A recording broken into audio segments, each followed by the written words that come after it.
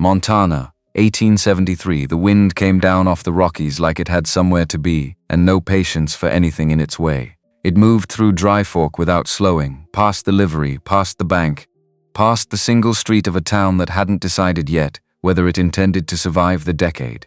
At the far end of that street, a hall full of men with money in their pockets and opinions about how to spend it. Inside, a woman stood on a platform in a dress that didn't fit and kept her eyes on the floor while the room laughed.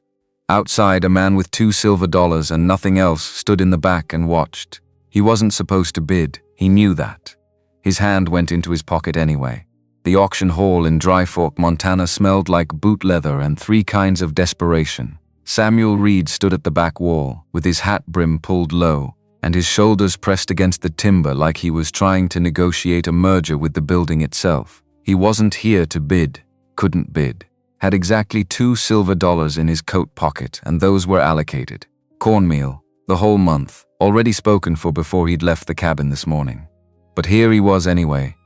Because the alternative was riding back up that hill, to 4 walls that had learned to amplify silence in ways he hadn't anticipated when he'd built the place.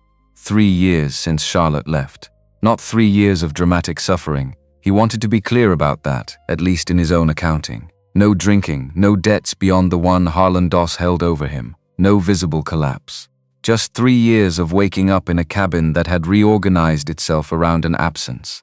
The way a room rearranges its weight when you remove a load-bearing piece of furniture. You don't notice it immediately. You notice it every morning when you reach for the coffee and the other cup is still on the shelf because there's no reason to get it down. Charlotte had been from Cincinnati. Her father owned a textile import business, her mother played piano, and her hands had been soft in a way that had seemed romantic in Ohio and simply impractical in Montana. She'd come out here with him because she loved him and because she was 23, and 23 is the age at which love seems like sufficient infrastructure for any project. By 30, she understood that love was necessary but not sufficient, and by 32 she was gone. No screaming, no dramatic confrontation. A brown case with brass latches, a single sheet of paper on the kitchen table, the particular handwriting that still slanted left the way it always had. "I can't keep living like this, Sam. You're a good man." That's the worst part of it.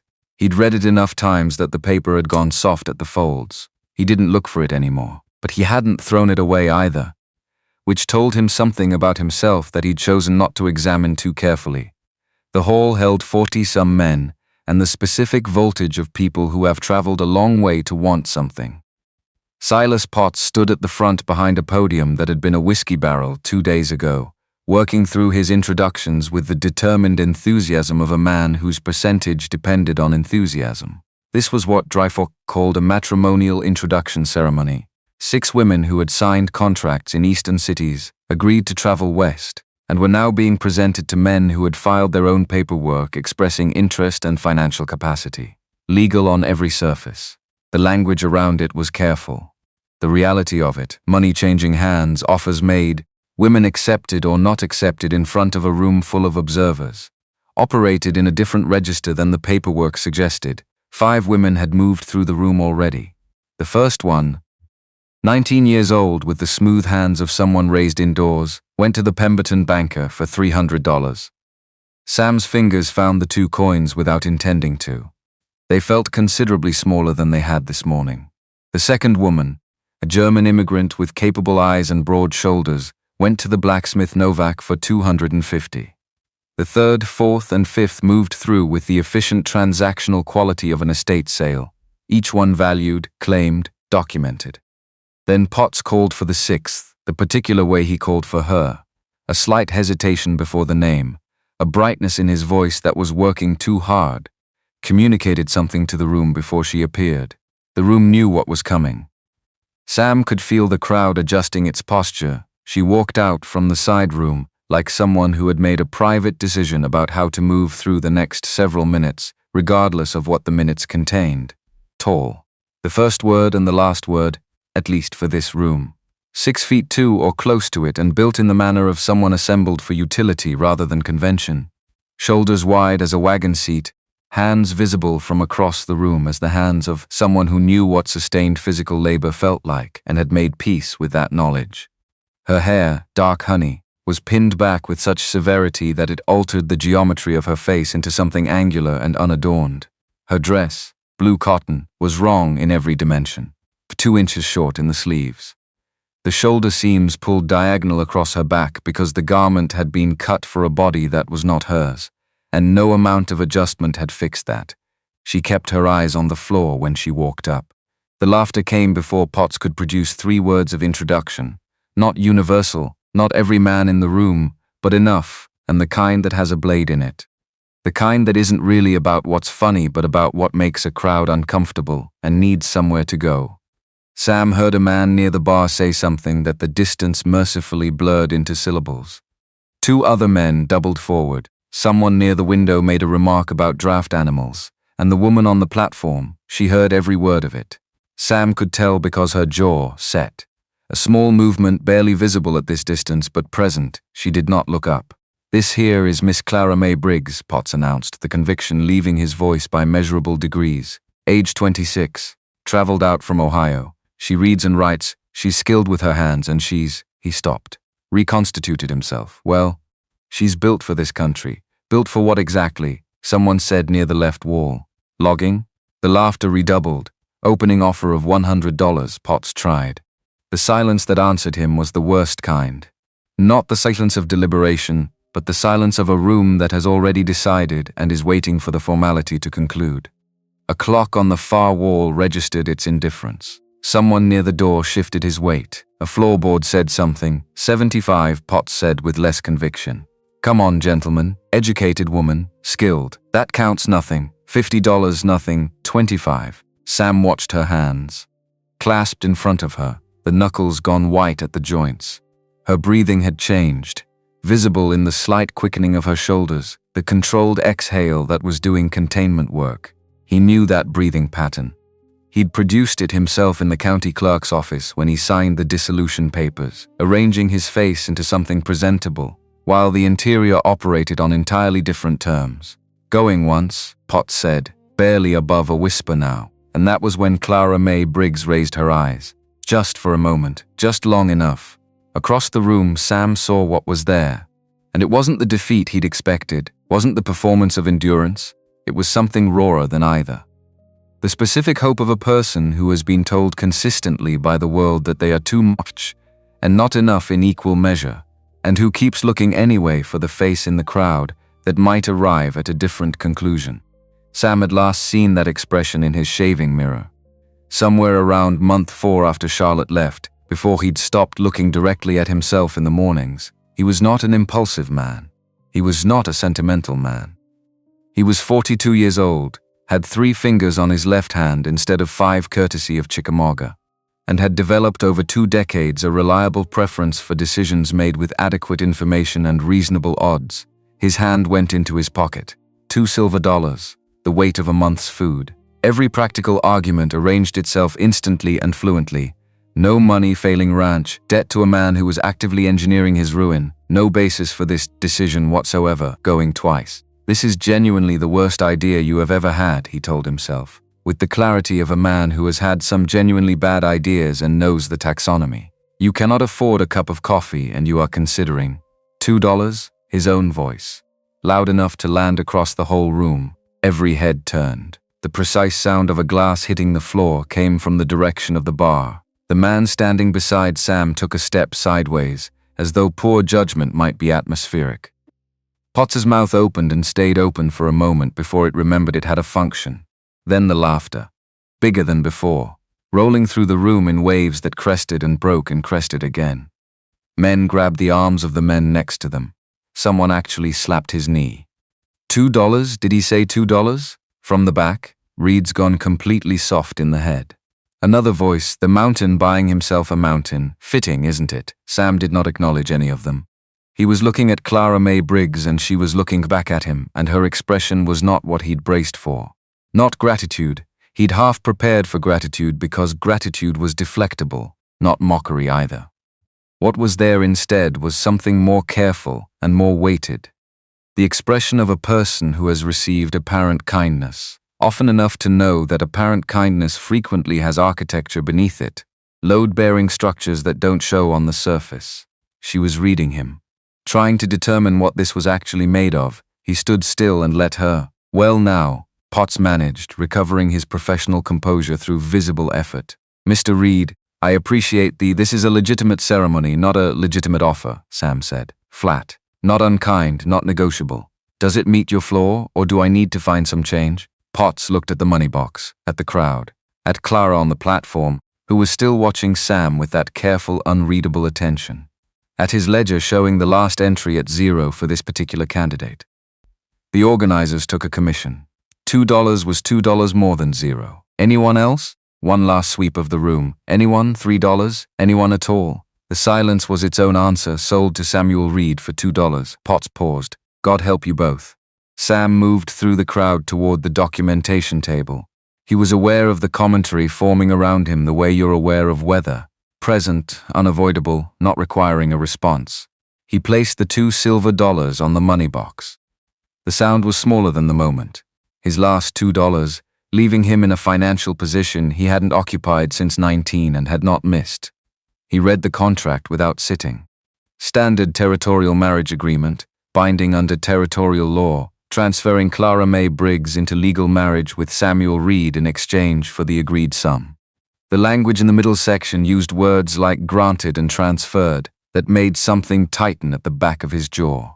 But the alternative for Clara in this room appeared to be nothing, and nothing was worse than imperfect language, so he signed. He held the pen toward her. She looked at it the way you look at something that has burned you before. You need to sign as well. He kept his voice level, without pressure. If you're willing, you don't have to. If you'd rather take your chances on your own terms, I won't hold you to any of this. Her eyes came to his sharp, doing arithmetic. Take my chances on my own terms, she said, and her voice was low, direct. Without apology, the flat vowels of the Ohio interior, someone who grew up saying exactly what she meant, because she'd found early that embellishment didn't serve her. Where exactly would I be doing that? I don't know. The offer stands. A moment. She looked at the pen, at the room, at the door. Then she took the pen. Her fingers were warm, calloused at the pads, the nails short and functional, and signed her name in handwriting that was clean and deliberate and more careful than the surrounding circumstances seemed to warrant. Clara May Briggs. She stopped, looked at the line, then added Reid to the end without ceremony or comment. Welcome to Dry Fork, Potts said to the air between them. Her trunk was in the corner, one battered leather case not heavy when Sam lifted it, closer to empty than full, which was its own kind of information about the last few years. He carried it toward the door and she walked alongside him, and they went out into the October night together. Two strangers held together by signatures and the specific gravity of having no better option. The cold outside was the real Montana kind, nothing like Ohio autumn, the sort that goes through coat and shirt directly to the opinion of your bones. Clara's response to it was to square her shoulders slightly and keep moving.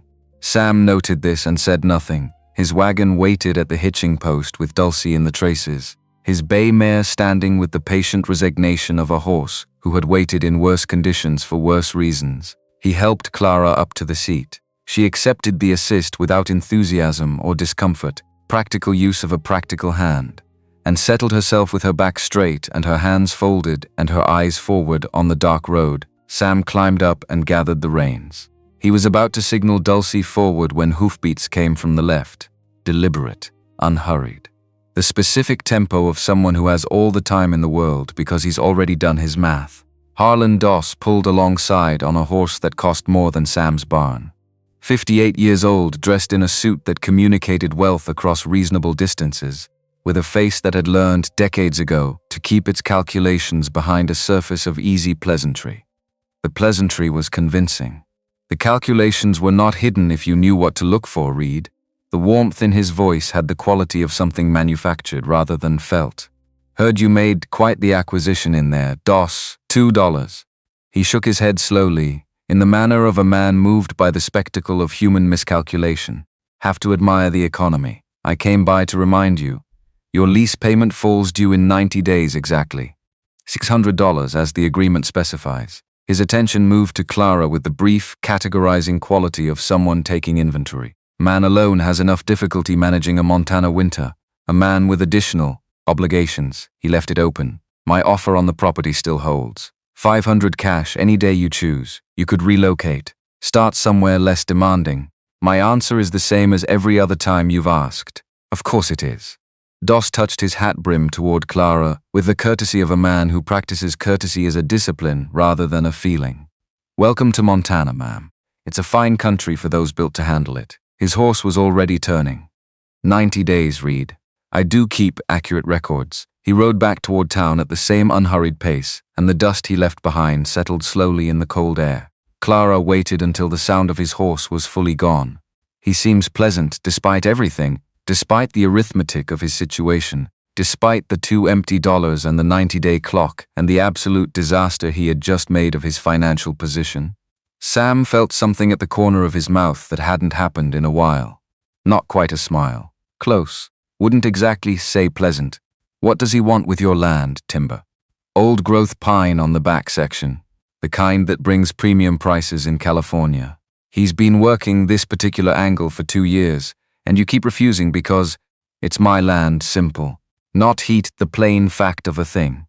The only thing still mine. She was quiet for a moment. Then, I understand that, and she said it in a way that suggested she actually did, which was unexpected, and Sam filed it without comment. The ride to the ranch took close to an hour along open country that was losing its color to the dark cottonwoods along the creek already stripped down to their essential forms. Sam had made this drive several hundred times and had long since stopped seeing it as landscape and started seeing it as routine. But he was aware of Clara beside him.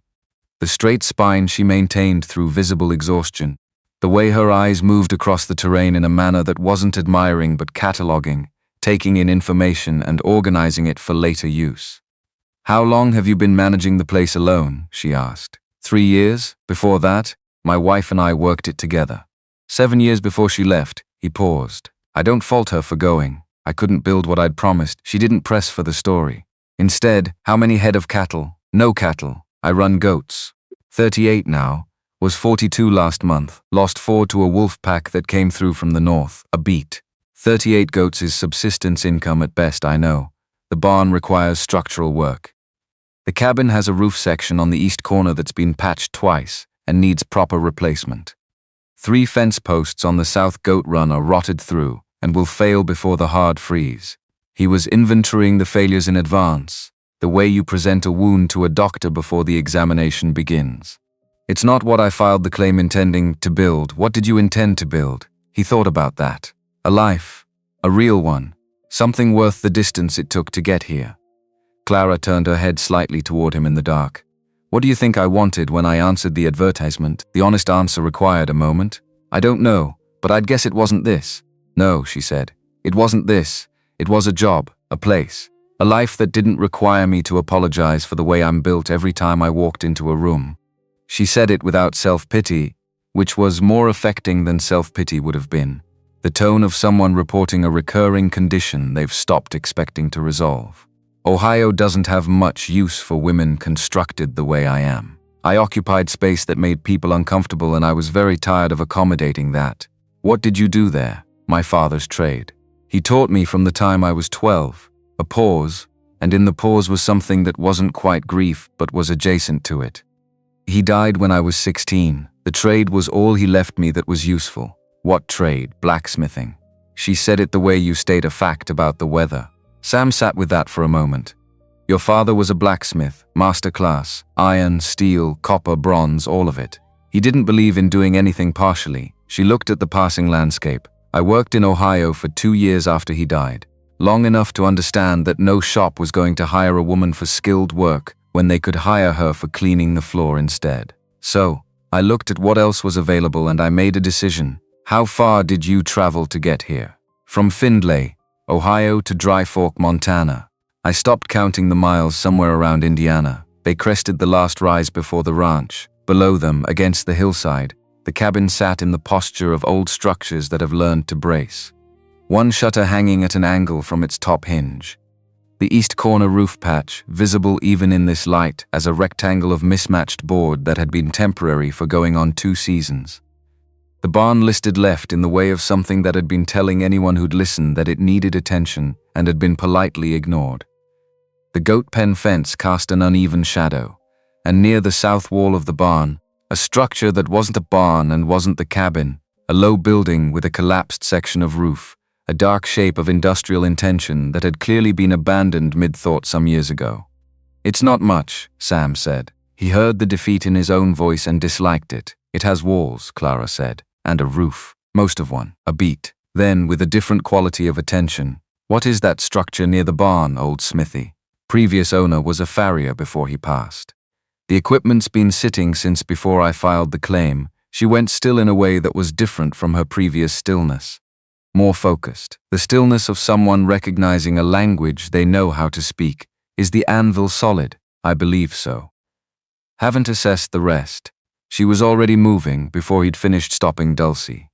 Down from the seat with a practical efficiency that shouldn't have worked given the height and the dark, walking directly to the smithy rather than the cabin. With the straight-line purpose of someone who has identified the most important thing in a space and gone to it. Sam tied off Dulcie and came to stand nearby. Clara stood in front of the old forge structure with her hand on the anvil surface. Her palm moved across it slowly, not tenderly, but with the specific attention of someone reading through touch what sight couldn't fully communicate in this light. "The bellows are rotted through," she said, "visible from here. The firebox brick will need repointing on the left side where moisture got in. I can see the efflorescence on the lower courses. The anvil is good. This is a good anvil." Her hand stopped moving. Whoever chose this knew what they were doing. He did. From what I heard. She stepped back, looked at the whole structure with the assessing eye of someone who has rebuilt things from worse starting points. "How much money would it require to restore this to working condition?"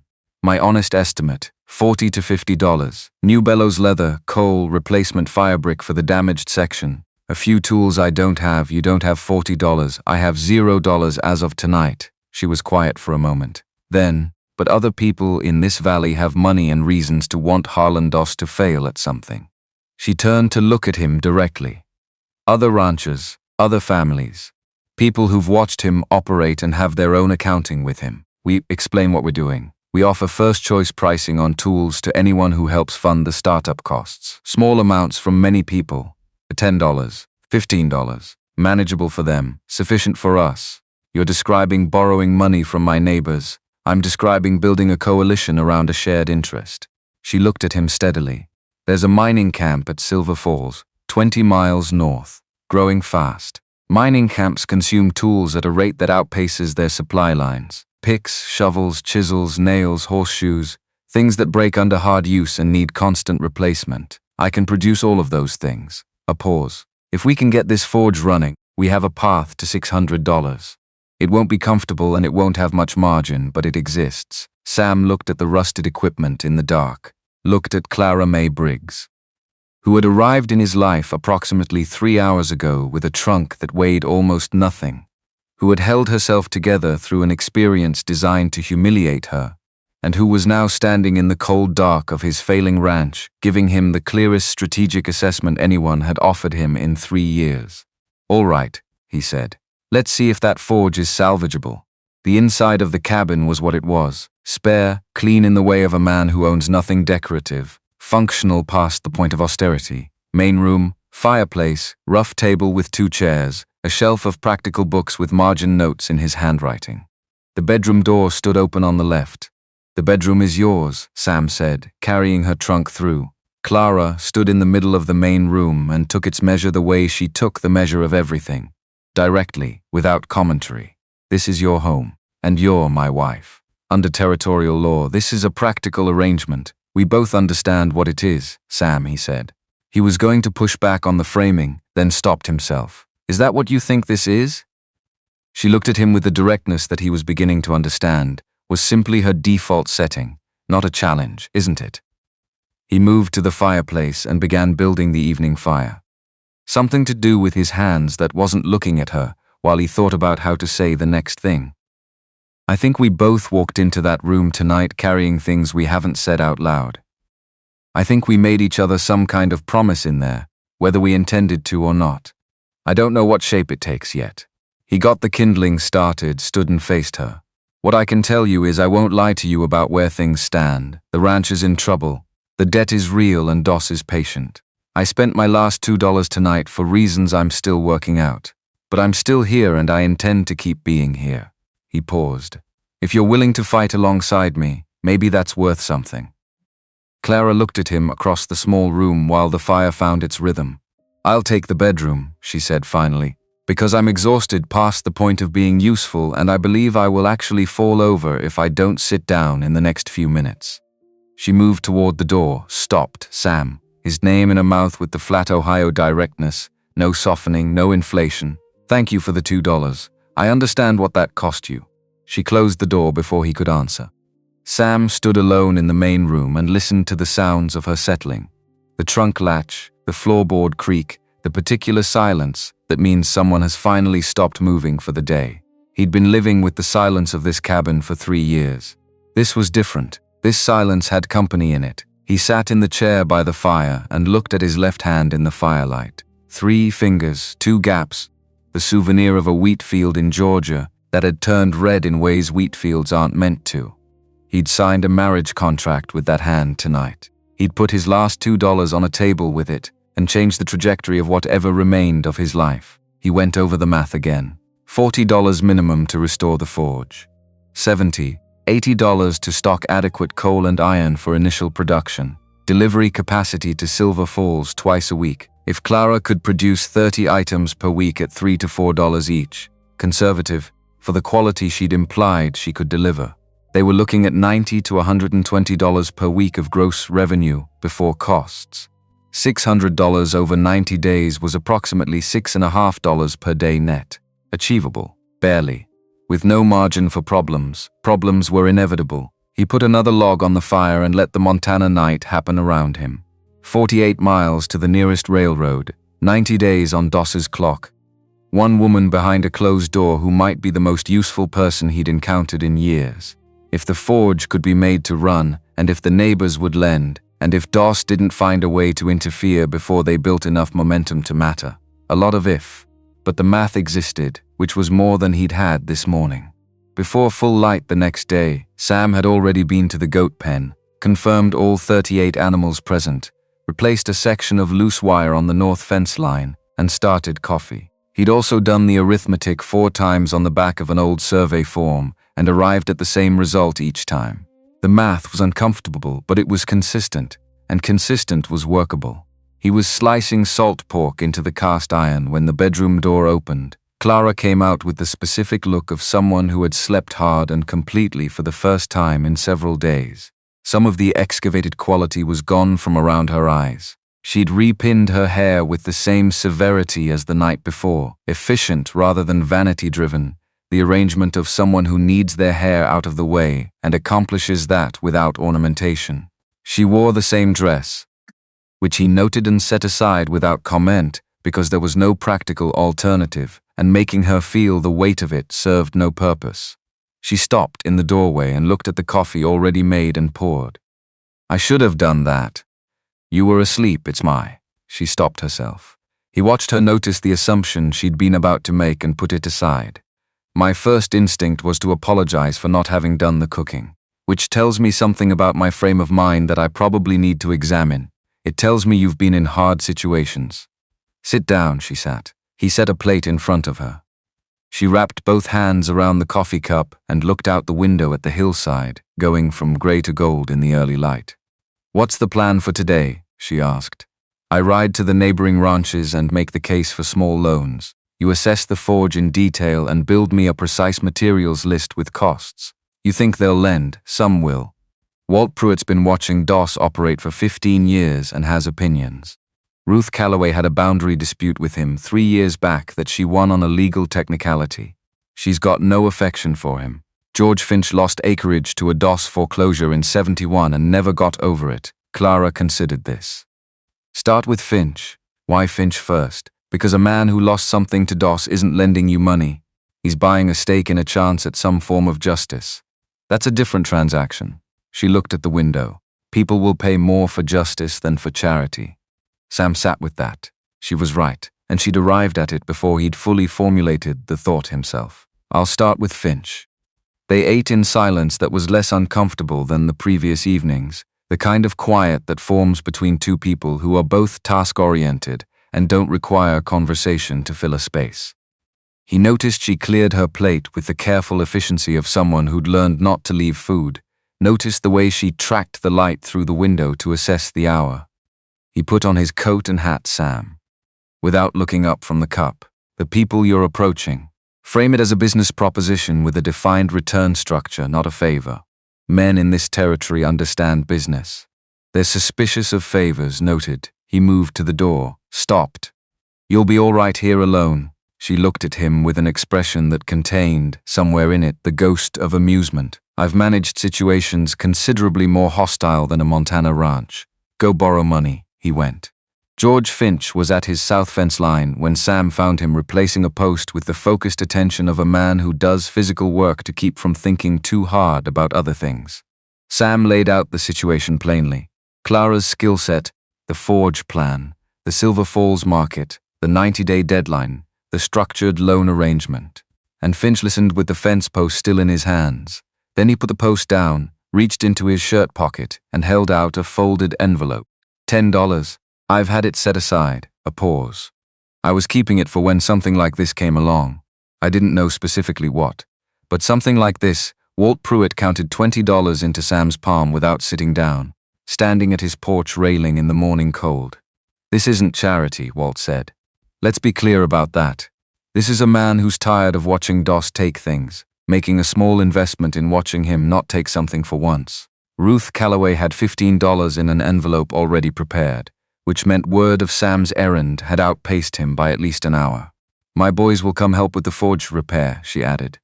They need useful work, and this qualifies. Sam rode back to the ranch by mid-afternoon with $73 in his coat pocket, which was a sum he hadn't held in his hand in well over a year. Clara was at the forge. She'd been there most of the day. The space around the old smithy had been reorganized with her characteristic economy. Dead material cleared, existing tools sorted into two piles, the firebox exposed and assessed. She had a piece of paper in her hand covered in figures, materials list, she said without preamble, holding it out. $41.50 for everything required to bring this to operational condition. That includes new bellows leather, fire brick for the left lower section, coal for the first 2 weeks of production, and 3 replacement tools from what I can see is missing from the original inventory. Sam looked at the list, at the $73 in his pocket, at $31.50 remaining after materials, enough for a thin margin against the unexpected. You got something, she said, reading it from his face before he spoke. 73, she looked at the 41.50 figure, at the difference, at the forge structure behind her. She had soot on her forearms and a small rust stain on her right cuff and the expression of someone running the numbers and finding them tight but not impossible. It's enough to start, she said. And standing in the cold afternoon light with his last borrowed dollars and a rusted forge and 90 days on a clock that Doss kept meticulously, Sam Reid felt something move in his chest that was not quite hope, but was constructed from similar materials. The sensation of a fire catching in a cold box, not warmth yet. Just the recognition that combustion was possible, that the thing was not, after all, going to go dark. He looked at Clara May Briggs with the soot on her forearms and the careful list in her hand, and thought that whatever the $2 had cost him, it was already looking like inadequate payment for what he'd received. She turned back to the forge before he could figure out what to do with any of that. We should go to town for materials first thing tomorrow, she said. I'll go myself. I know what to look for, and I know fair prices. I won't be talked into substitutes. I'll come with you, she glanced back briefly. You don't need to. I know. She accepted this without comment and went back to her assessment with the focus of someone who has been working alone for years and is recalibrating, gradually and without announcement, to the fact that she apparently isn't anymore. The Montana night came down over the valley with its full weight and its full sky.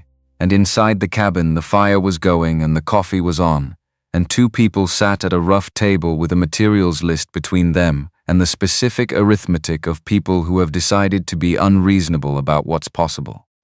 Neither of them said anything about what it might become, but neither of them said it wouldn't either. The forge ran for the first time on a Tuesday 11 days after Sam had placed $2 silver on a money box and walked out of that hall with a woman he didn't know, and a plan he hadn't finished forming. Clara had spent those 11 days doing things that had no equivalent in Sam's experience. Not because they were complicated, but because they operated at a level of precision that made him understand the difference between knowing a craft and having been raised inside one.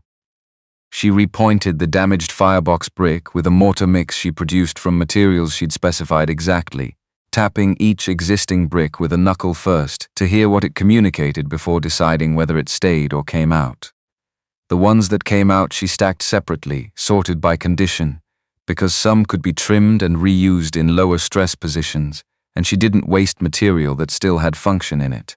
The ones that stayed got pointed with a tool she'd shaped herself from a piece of scrap iron, the blade angle calculated for the specific joint width she was working with, the bellows she built from scratch over 3 days. Ruth Calisaway's eldest son, Thomas, 22, wide through the shoulders, the kind of young man who had learned to be careful with his strength because he'd broken things by accident, often enough to develop respect for the principle, helped her with the frame construction. He held pieces where she indicated and moved when she told him to move and did not offer opinions, which Clara appeared to regard as his finest quality. The leather she'd selected herself in town, dismissing the first two hides the merchant offered by running her thumb across the grain, in a way that communicated something about fiber density and flex tolerance that wasn't legible to anyone else present. The third hide she approved without comment and paid for without negotiation because the price was fair and she didn't negotiate fair prices on principle. The bellows frame was ash wood, jointed at the pivot points without nails, mortise and tenon, fitted dry so the joint could move with the thermal cycles of a working forge without splitting along the grain. Sam had watched her cut the mortises with a chisel she'd sharpened herself the first morning, 3 careful passes to establish the walls, 1 to clean the floor, the fit tested against the tenon by hand before she was satisfied. He'd offered to help twice. She'd assigned him specific tasks both times. Hold this, move that used him correctly without requiring him to understand what he was doing. He'd stopped offering after the second time. Not wounded pride. Simple acknowledgement that her judgment on this material outranked his and pretending otherwise wasted both their time. Ruth's 2 younger sons, James and Caleb, had come 3 days running to help with the heavier work, lifting the reconstructed bellows assembly into its mounting brackets, resetting the iron hood over the firebox, hauling coal from the wagon Clara had loaded in town. They were quieter than their brother, big in the same way, and they followed Clara's directions with the focused attention of young men who recognize competence without needing it explained to them. By the 10th day, the forge was structurally complete. Not perfect. A working forge is never finished, only maintained, but operational. The firebox draft tested correctly. The bellows moved air at the volume and pressure she required. The anvil, which had survived abandonment in better condition than anything else in the smithy, had been cleaned of surface rust with a wire brush and a light oil treatment that brought the working face back to a condition Clara examined by laying a straight edge across it and finding it true. Tuesday morning. October light, thin and cold. The first coal loaded and kindled, Sam stood back near the barn wall, present but not in the way. He'd learned the geography of her working space in 11 days, where to stand that was useful, where to stand that was simply out of the road, and the difference between those 2 positions depending on what stage of a task she was in. Clara watched the firebox temperature with the concentrated attention of someone waiting for a specific signal in a sequence they know by memory. She worked the bellows with one hand, steady rhythm, adjusting the rate by feel rather than formula. When the coal bed reached the color she was looking for, a particular orange-white that wasn't quite the orange of younger heat, and wasn't yet the white of heat that had gone past the sweet spot, she moved without hesitation, iron stock into the coals. The weight Sam had watched her do preliminary tests with scrap iron the previous 2 days. Heating, working, assessing the results against her internal standard, adjusting the fuel load and bellows rate accordingly. Each test had produced a brief assessment delivered to no one in particular. A running technical commentary that he'd begun to understand was how she thought out loud when the stakes were low enough to permit it. The adjustment from test conditions to production conditions had happened in her head overnight. She hadn't discussed it with him. She didn't need to. When the iron came out of the coals, glowing, moving with the stored energy of temperature, and Clara lifted it to the anvil face and brought the hammer down, for the first time, the sound that crossed the yard and rolled up the hillside had a quality that was more than acoustic. It was declarative, a claim staked in air. Sam felt it in his chest before he heard it fully with his ears, the particular resonance of something solid meeting, something solid with intention behind it. She worked quickly, each hammer strike placed where it needed to go, not where instinct pointed without thought. The iron moved under her hands the way trained material moves, not fighting, not passive, but responsive, the way a good tool responds to someone who understands it. She rotated the piece by feel, reading the colors as where the heat was leaving fastest, working those sections while they remained plastic and returning to the coals when the temperature dropped below usefulness. 22 minutes. She pulled the finished horseshoe from the water bucket with tongs, held it up in the morning light, and looked at it with the expression of someone checking work against a standard that lives inside them, rather than on any written specification. Sam looked at it from where he stood. A horseshoe, complete, symmetrical, the nail holes punched cleanly, the weight distribution evident even to his untrained eye as something that had been considered rather than simply produced. Well, Clara said, not to him specifically, to the assessment process she was running. You're remarkable at this, Sam said. She looked at him then, a quick, genuine surprise crossing her face, the expression of someone who received information they weren't organized to receive. It's a horseshoe, it's a start. He meant it in more directions than he had words for at that moment, so he left it at the one that would fit in a sentence. Let's make more. She looked at him a moment longer, then turned back to the forge. 20 more by end of day, she said. We'll see if the rate holds.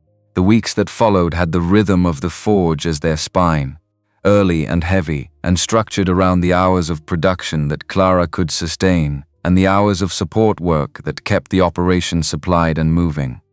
They fell into the pattern without negotiating it, the way two competent people in proximity fall into complementary roles when neither of them is wasting energy on performance. Sam handled the goat herd in the mornings, was back by 8, and spent afternoons as Clara's second pair of hands, pumping the bellows when she signaled, sorting finished product by type and quality, loading the wagon for the Silver Falls deliveries he made twice weekly. The deliveries themselves took most of a day each direction at Dulcie's best pace, which meant 2 days of every 7 were transit days with limited production capacity. Clara used those days for maintenance work and the more complex pieces that required extended attention without interruption. A set of chisels for a mining outfit that had specified blade geometry. A hinge assembly for the Finch barn that George had asked about almost apologetically, as if requesting something personal. She wasn't apologetic about it. She built the hinges with the same attention she gave everything else, charged a fair price, and noted the transaction in the ledger she kept in a composition book she'd bought in town on the first materials run. Week 1 of production, 21 items. Revenue after material costs, $83. Week 2, 26 items. $104 more, bringing the running total to $187. Week 3, 30 items. $119, bringing the total to $306. The money jar on the kitchen shelf acquired weight in increments that were individually insufficient and collectively meaningful. Sam added the week's net to the running total every Sunday evening. Clara checked his arithmetic because she was faster at it, and they'd established early that accuracy mattered more than the appearance of not needing to check. The numbers after 3 weeks said they were on a trajectory that reached $600, with approximately 4 days of buffer before the deadline, provided the rate held and nothing went wrong. Nothing going wrong was the part Sam kept turning over, because Doss was watching. He knew it. You could feel it the way you feel an approaching weather system before the clouds actually arrive. Something in the changed quality of certain conversations in town, the coal supplier's sudden and convenient memory that he was out of stock the second time Sam came in, the way 2 of the Silver Falls camp buyers abruptly found other priorities when Clara arrived with the 3rd delivery, on day 28. In the 4th week of production, the coal supplier in town told Sam he was out of stock. He said it without meeting Sam's eyes, which was the tell Sam rode home. Told Clara she was at the anvil, cleaning the face with a stone, and she didn't stop the motion when he spoke. "Dos," she said. "Almost certainly, how much coal do we have? 4 days of production at current volume. 6 if we reduce output and work cooler. We don't work cooler. It compromises the metal." She set the stone down. "There's a supplier in Millhaven, 40 miles south. Dale Hicks mentioned him last week when he stopped by. He hauls freight through there and knew the yard." Sam looked at her. "When did you talk to Dale Hicks?" "He came by on Wednesday when you were at Silver Falls. He asked about ordering some tools." She looked at Sam directly. "He also said that Harlan Doss has been asking specific questions in town about our operation. Production volume, delivery schedule, accumulated capital. Not casual conversation, the kind of questions a man asks when he's preparing a response to something. This was new. How long has he been asking? Dale wasn't sure. At least 2 weeks. 2 weeks meant Doss had known they were making progress before the coal situation. The coal interference was response, not initiative, which meant Doss was watching more closely than Sam had calculated, and moving faster than he'd expected. "We go to Millhaven," Clara said.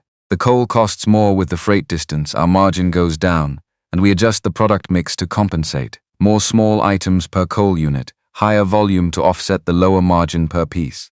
She looked at him steadily. "We adapt and we keep moving." That's the only available option. Sam went to Millhaven the next day and came back with enough coal for 6 weeks at the adjusted rate, at a cost that reduced their operating margin by 11%. Clara revised the production schedule that evening and was at the forge an hour earlier than usual the following morning. He watched this and said nothing about it, which was the right thing to say. Week 4 ran leaner than the first 3 because of the margin compression. 28 items against Clara's adjusted approach. Net revenue of $91 after the increased coal cost. Running total, $397. Week 5 brought the barn raising, which cost them 2 full production days for the preparation and the event itself, and which Clara assessed as a necessary investment that would pay returns she hadn't yet quantified but could see the shape of. The week's net came in at $78. Running total after week 5, $475. Except that week 5 also brought Victor Marsh and the contract conversation, and the days consumed by reading and rereading the contract and sending Walt to verify Marsh's connection to Doss and the final refusal. Those days cost additional production time. Clara worked the following week at an extended pace to recover the lost output, and Sam did not tell her to slow down because she was already aware of the arithmetic and did not require him to narrate it. Week 6. 32 items despite the disrupted schedule. Clara's extended hours showing in the numbers. Net revenue $98. Running total $573, which was close. Genuinely close. $27 from the target, with 2 weeks remaining before the deadline, and then week 7 arrived with new disruptions. A Silver Falls buyer who had previously taken everything Sam brought abruptly reduced his order by half, citing inventory concerns that he couldn't quite look Sam in the eye while explaining. A second buyer declined to schedule a meeting. The interference was more diffuse now, less targeted than the coal situation, but present in the smaller ways that accumulate into margin erosion. Week 7 net came in at $62 after the lost sales, which felt like a defeat even though the running total reached $635. $35 past the threshold, with 1 week still remaining. $35 of buffer against whatever Doss was preparing. Sam did the Sunday night numbers and looked at the jar and looked at the number and knew that $635 in a jar was not the same as $600 paid and receipted, and that the $35 cushion was thin enough to be meaningless against any serious interference in the final week. What he didn't say, sitting at that table with the composition book open, was that he'd started listening for the specific sound of her moving around the cabin in the mornings before he got up. The particular sequence of the bedroom door, the floorboard near the washstand, the scrape of the coffee pot on the stove grate, and that this sequence had become a kind of orientation. Not dependency, more like the way a man uses a landmark to establish where he is. He didn't examine it. He just noted that it was there and kept moving. On day 30, in the middle of week 5's preparations, Dale Hicks came at dusk with the specific timing of a man who didn't want to be seen approaching in daylight. They took him into the barn. Ruth Calloway had arrived earlier that afternoon without announcement and was sitting on a hay bale in the corner with the patient quality of someone who had known this conversation was coming and had decided to be present for it. Dale looked at her, then at Sam, then at Clara, then back at Sam. He had the grey, abraded look of a man who has been managing two incompatible obligations simultaneously and has run out of the energy that management requires. "Doss knows what you're doing," he said. "The general shape of it. How close you're getting." Sam felt the cold that had nothing to do with October air. "How does he know?" "Because I told him." Dale said it the way you bite down on something that has been obsessing, the relief of pressure releasing and the pain of it at the same time. "He offered medicine for my wife. Margaret's been sick since August, lung fever, getting worse, and I couldn't find another source and I needed something to give her. He said all he wanted was information about what was happening in the valley, general information." His hands were in fists at his sides, not with aggression but with containment. "He gave me colored water, counted it out in front of me like it was real medicine and told me to follow the instructions on the label. 2 weeks of that while Margaret got worse and I kept telling her it was going to help." He stopped. "I am not going to keep helping a man who lets a woman die to protect 50 cents. Ruth stood up from the hay bale. "Where is she?" "Our cabin. 3 miles east on the creek road." "She can't be moved, she's too weak. I'll go tonight." Ruth said it as a statement of logistics rather than an offer. She looked at Sam. If his wife is genuinely ill and he's genuinely done with Doss, he's an asset. Then at Dale. "If you're lying, or if this is something Doss constructed to put a person inside our operation, you'll find that the consequences are specific and sustained." Dale looked at her steadily. "My wife is dying. I'm not lying." Ruth picked up her coat. "I'll go now." Sam looked at Dale for a long moment. Long enough to take a reading of the man's face in the lantern light, the particular quality of fear and exhaustion, and something that might have been relief at having finally stopped carrying the double weight. "If you stay and you work with us, you're part of this. If anything you bring us turns out to be a trap, there's no version of that which goes well for you. I understand. What is Doss preparing to do?" Dale shook his head slowly. "He doesn't tell me specifics. He tells me what he wants me to know, which is usually just enough to confirm that things are going the way he expects. But he's too calm. That's what worries me. A man waiting for something to fail gets impatient.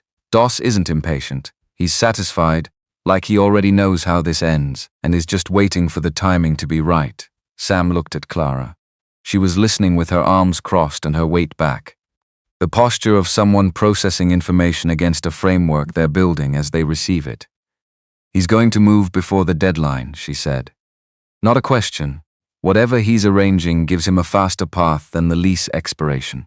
The coal interference, the buyer situation in Silver Falls, those were slowing measures. He's building towards something that ends it." "That's what I think," Dale said. "Then we need to be visible before he moves," Clara said. She looked at Sam, the barn raising. "We set the date now, not later.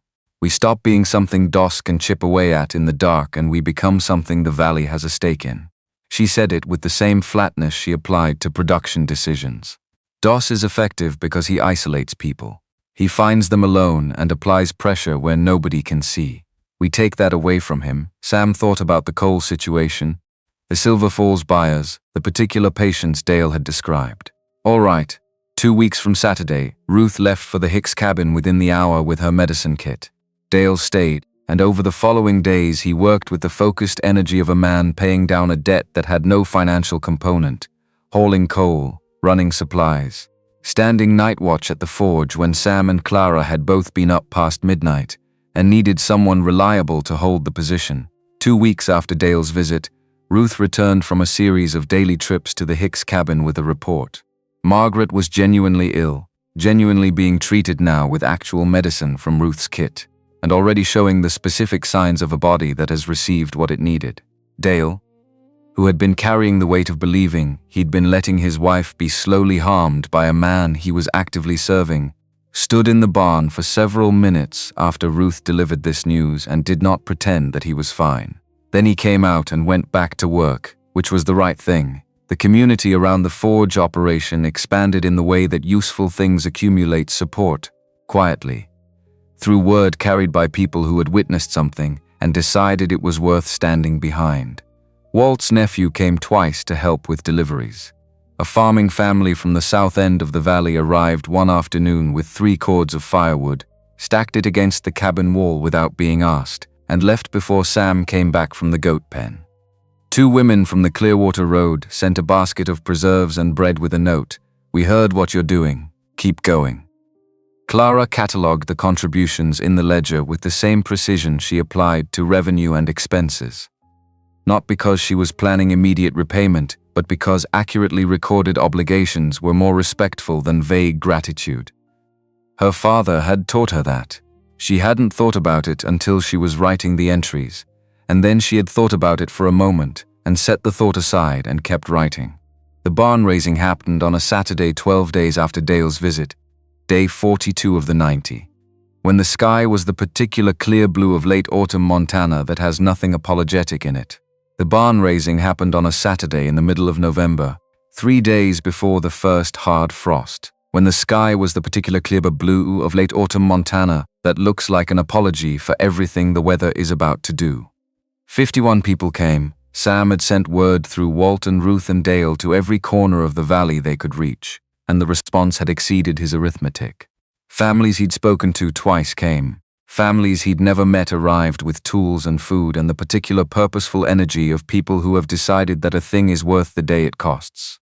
A carpenter named Elroy Bunn came from 12 miles south, a lean, exacting man in his 60s who had constructed more chimneys than he could count, and had a precise opinion about what made them work and what made them fail, which turned out to be the most valuable expertise present. By mid-morning, the old forge structure was completely gone, taken apart rather than demolished, the usable materials sorted and stacked by Clara, while Elroy Bunn walked the foundation site and explained at some length what he intended to do differently. The original chimney was drafted wrong, he told Clara, kneeling at the corner of the foundation stones. The flue angle was too shallow for the firebox volume. It would have drawn acceptably in mild weather and fought you in the cold, which is when you need it most. He looked up at her. "I want to build this the way it should have been built the first time." "Tell me what you need," Clara said, he told her. She listened completely and then repeated his specifications back to him with 2 additions she'd identified from her own experience, and Elroy Bunn looked at her for a moment and then nodded once with the respect of someone recognizing an equal. They worked all day. The granite foundation stones went in first, leveled to within 1/8 of an inch because Elroy Bunn would not permit a margin wider than that. The walls followed, stone and mortar, laid with courses that staggered the joints in both directions for structural integrity. The interior face dressed smooth to reflect heat into the workspace. The chimney was built from the firebox up under Elroy's direct supervision, the flue angle calculated and recalculated before the first stone was committed. Ruth's sons worked the heavy lifts. Dale and Walt's nephew managed the mortar. Sam moved materials and people and kept track of the sequence. Clara inspected each course as it went up and found 2 stones she wanted reset before the mortar cured. She explained why both times. Both times the men who'd laid them looked at what she was pointing to and reset the stones without argument.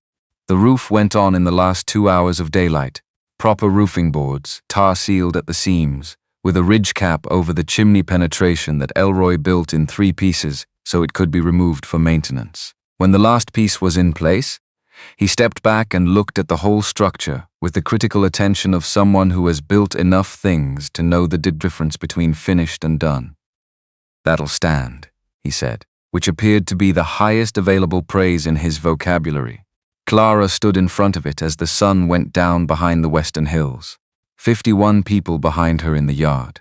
The new forge structure was larger than the old one, better proportioned, solid in a way that the original had never been, not temporary, not improvised, but built to be here in 10 years and 20. She looked at it for a moment with her back to the crowd. Then she turned around. "This is the best thing anyone has ever done for me," she said. Flat, direct. The Ohio plainness of it made it more rather than less. Then she walked inside to check the firebox alignment, because that was what came next. The celebration started on its own. The way celebrations start when people have done hard work together, and there's food, and the air has the specific satisfaction of completion in it. Someone produced a fiddle. Ruth's sons turned out to have musical opinions and expressed them vocally and not entirely badly. Food came out of wagon beds and baskets. venison, bread, preserves, a crock of beans that someone had brought already cooked and only needed warming. Walt found Sam near the fence at the edge of the firelight. Doss thought this was about the land, Walt said, watching the yard. He's still thinking about it that way. The land and the money and the lease. Isn't it about the land? It stopped being only about the land the moment she picked up a hammer. Walt's eyes tracked to where Clara had emerged from the forge and was accepting a plate of food from Ruth with the slightly uncertain accommodation of someone who is accustomed to feeding other people and not to being fed. People didn't come today because they want you to win your lease dispute, Sam. They came because they watched her stand on a platform in that hall and hold herself together through something designed to break her, and they remember what that feels like from the inside. She gave them something to be part of. He pushed off the fence. Don't waste that, Sam watched Clara in the firelight. The careful way she ate, sitting on a stump near the forge door, still assessing the new structure with part of her attention even while she was doing something else. The soot she hadn't quite gotten off her forearms. The way she held the plate with both hands, practical grip. The moment Ruth said something that Sam couldn't hear and Clara's face arranged itself into something that was briefly and completely a real smile. He stayed at the fence for a moment after Walt left. The thing he was feeling didn't have a clean name. It wasn't the easy warmth of attraction, though that was somewhere in it. It was more structural than that. The specific feeling of a man who has been alone long enough that the absence of another person has become the condition he's organized himself around, and who is now standing in a yard full of people, watching a woman he lives with laugh at something someone said, and understanding that the reorganization has been happening without his authorization for weeks. He went to find her eventually. The fiddle had shifted to something slower, and the dancing had reorganized accordingly. And Walt and George Finch collectively manufactured a situation in which Sam ended up beside Clara, at the edge of the dancing with the implicit expectation of the assembled community pressing from all sides. She looked at him sidelong. This is coordinated. Completely. Are you going to ask me? Would you like to dance? She looked at the dancing couples.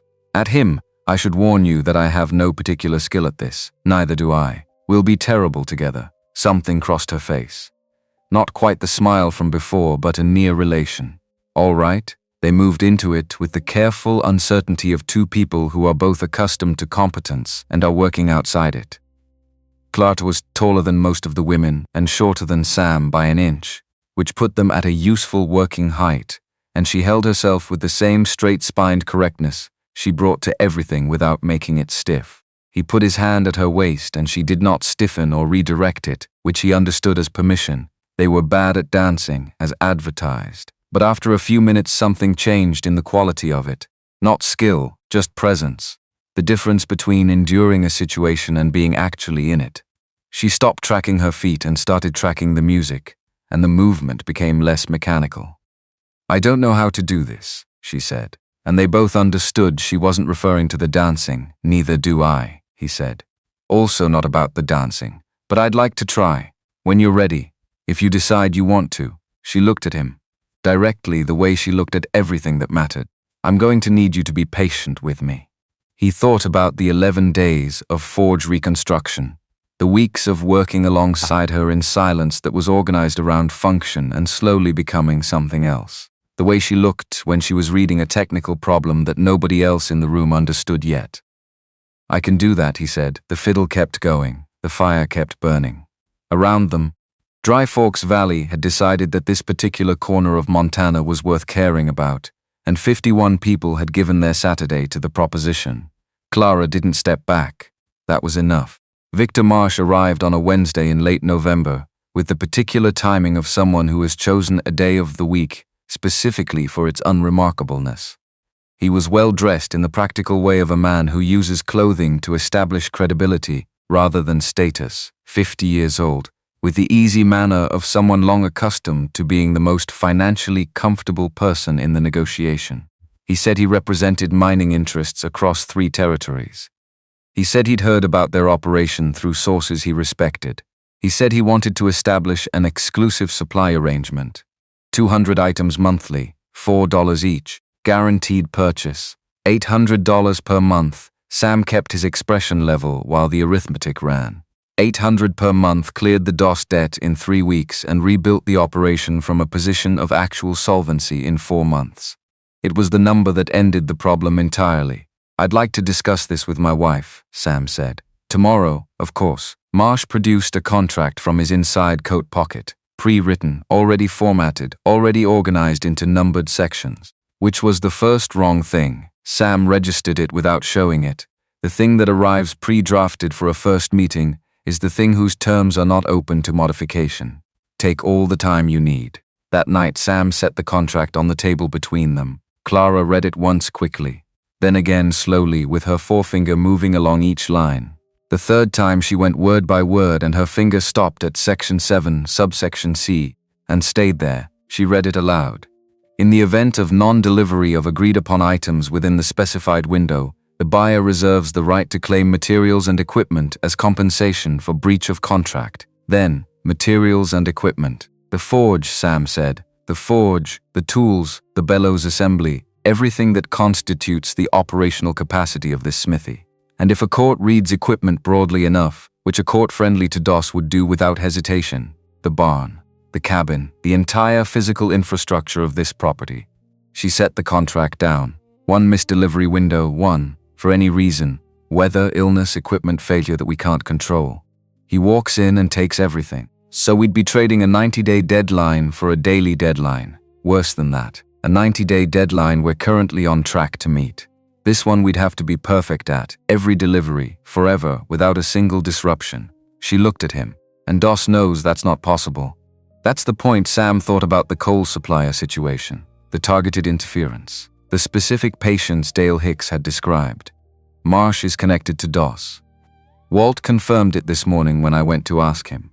She had gone to Walt while Sam was on the herd, moved on the information need without waiting to coordinate, which was efficient and also the action of someone who had spent years as the only person responsible for solving her own problems. Marsh owes DOS money. Gambling debts from Silver Falls going back 3 years. He's not an independent buyer.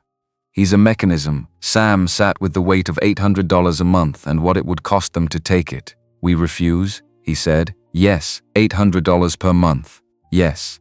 And then, with a precision that contained something harder than pragmatism, we're not doing this so that DOS gets to win through a different door. When Marsh returned Thursday morning, Sam handed the contract back unsigned. The terms don't work for us. Section 7, Clause C specifically. Marsh's professional pleasantness absorbed this without visible disruption. That's standard buyer protection language. I wouldn't worry about it. I'm not worried about it. I'm declining because of it. If it's standard and you're comfortable removing it, we can talk further. A pause that lasted exactly long enough to confirm the clause wasn't removable. I'm not in a position to modify the base contract terms. Then we're not in a position to sign it. Sam held the contract out. You can tell DOS that his approaches are becoming easier to identify. Something moved in Marsh's face. Not anger, just recalibration. The expression of a man adjusting his report of a meeting's outcome. He took the contract, mounted up. You're making a significant mistake, Mr. Reid. This was a genuine opportunity. Genuine opportunities don't need trapdoors in the fine print, Sam said. Marsh rode away at the same measured pace he'd arrived at, which was more unsettling than speed would have been. A man who rides away in a hurry is reacting. A man who leaves at a walk is continuing to execute. Clara stood beside Sam in the yard until the road was empty again. We just refused $800 a month. We did. We might have just closed our best option. Probably, Sam said. But there's a difference between the best option available and a good option. We don't have a good option right now. We just have the one where we keep going on our terms. He looked at the empty road. That has to be worth something. She was quiet for a moment. Then it's either principled or idiotic. Might be both. Who told you that? Mostly myself over the years.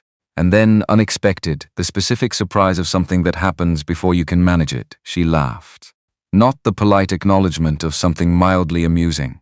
An actual laugh, short and real. The kind that arrives before the self-consciousness that would have stopped it if it had been given the chance. She recovered it quickly. Turned back toward the forge. Get back to work. We have 25 items due Friday. Sam watched her walk away and thought about the $2 silver and what they'd actually purchased, and decided that the accounting on that transaction was going to keep looking better for some time.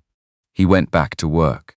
Running total at the end of week 7, $381, 33 days remaining. The math still held barely, with the margin that barely implies. They needed $219 in 33 days, which was $6.63 per day net of costs, which was achievable at current production rates, provided nothing went wrong.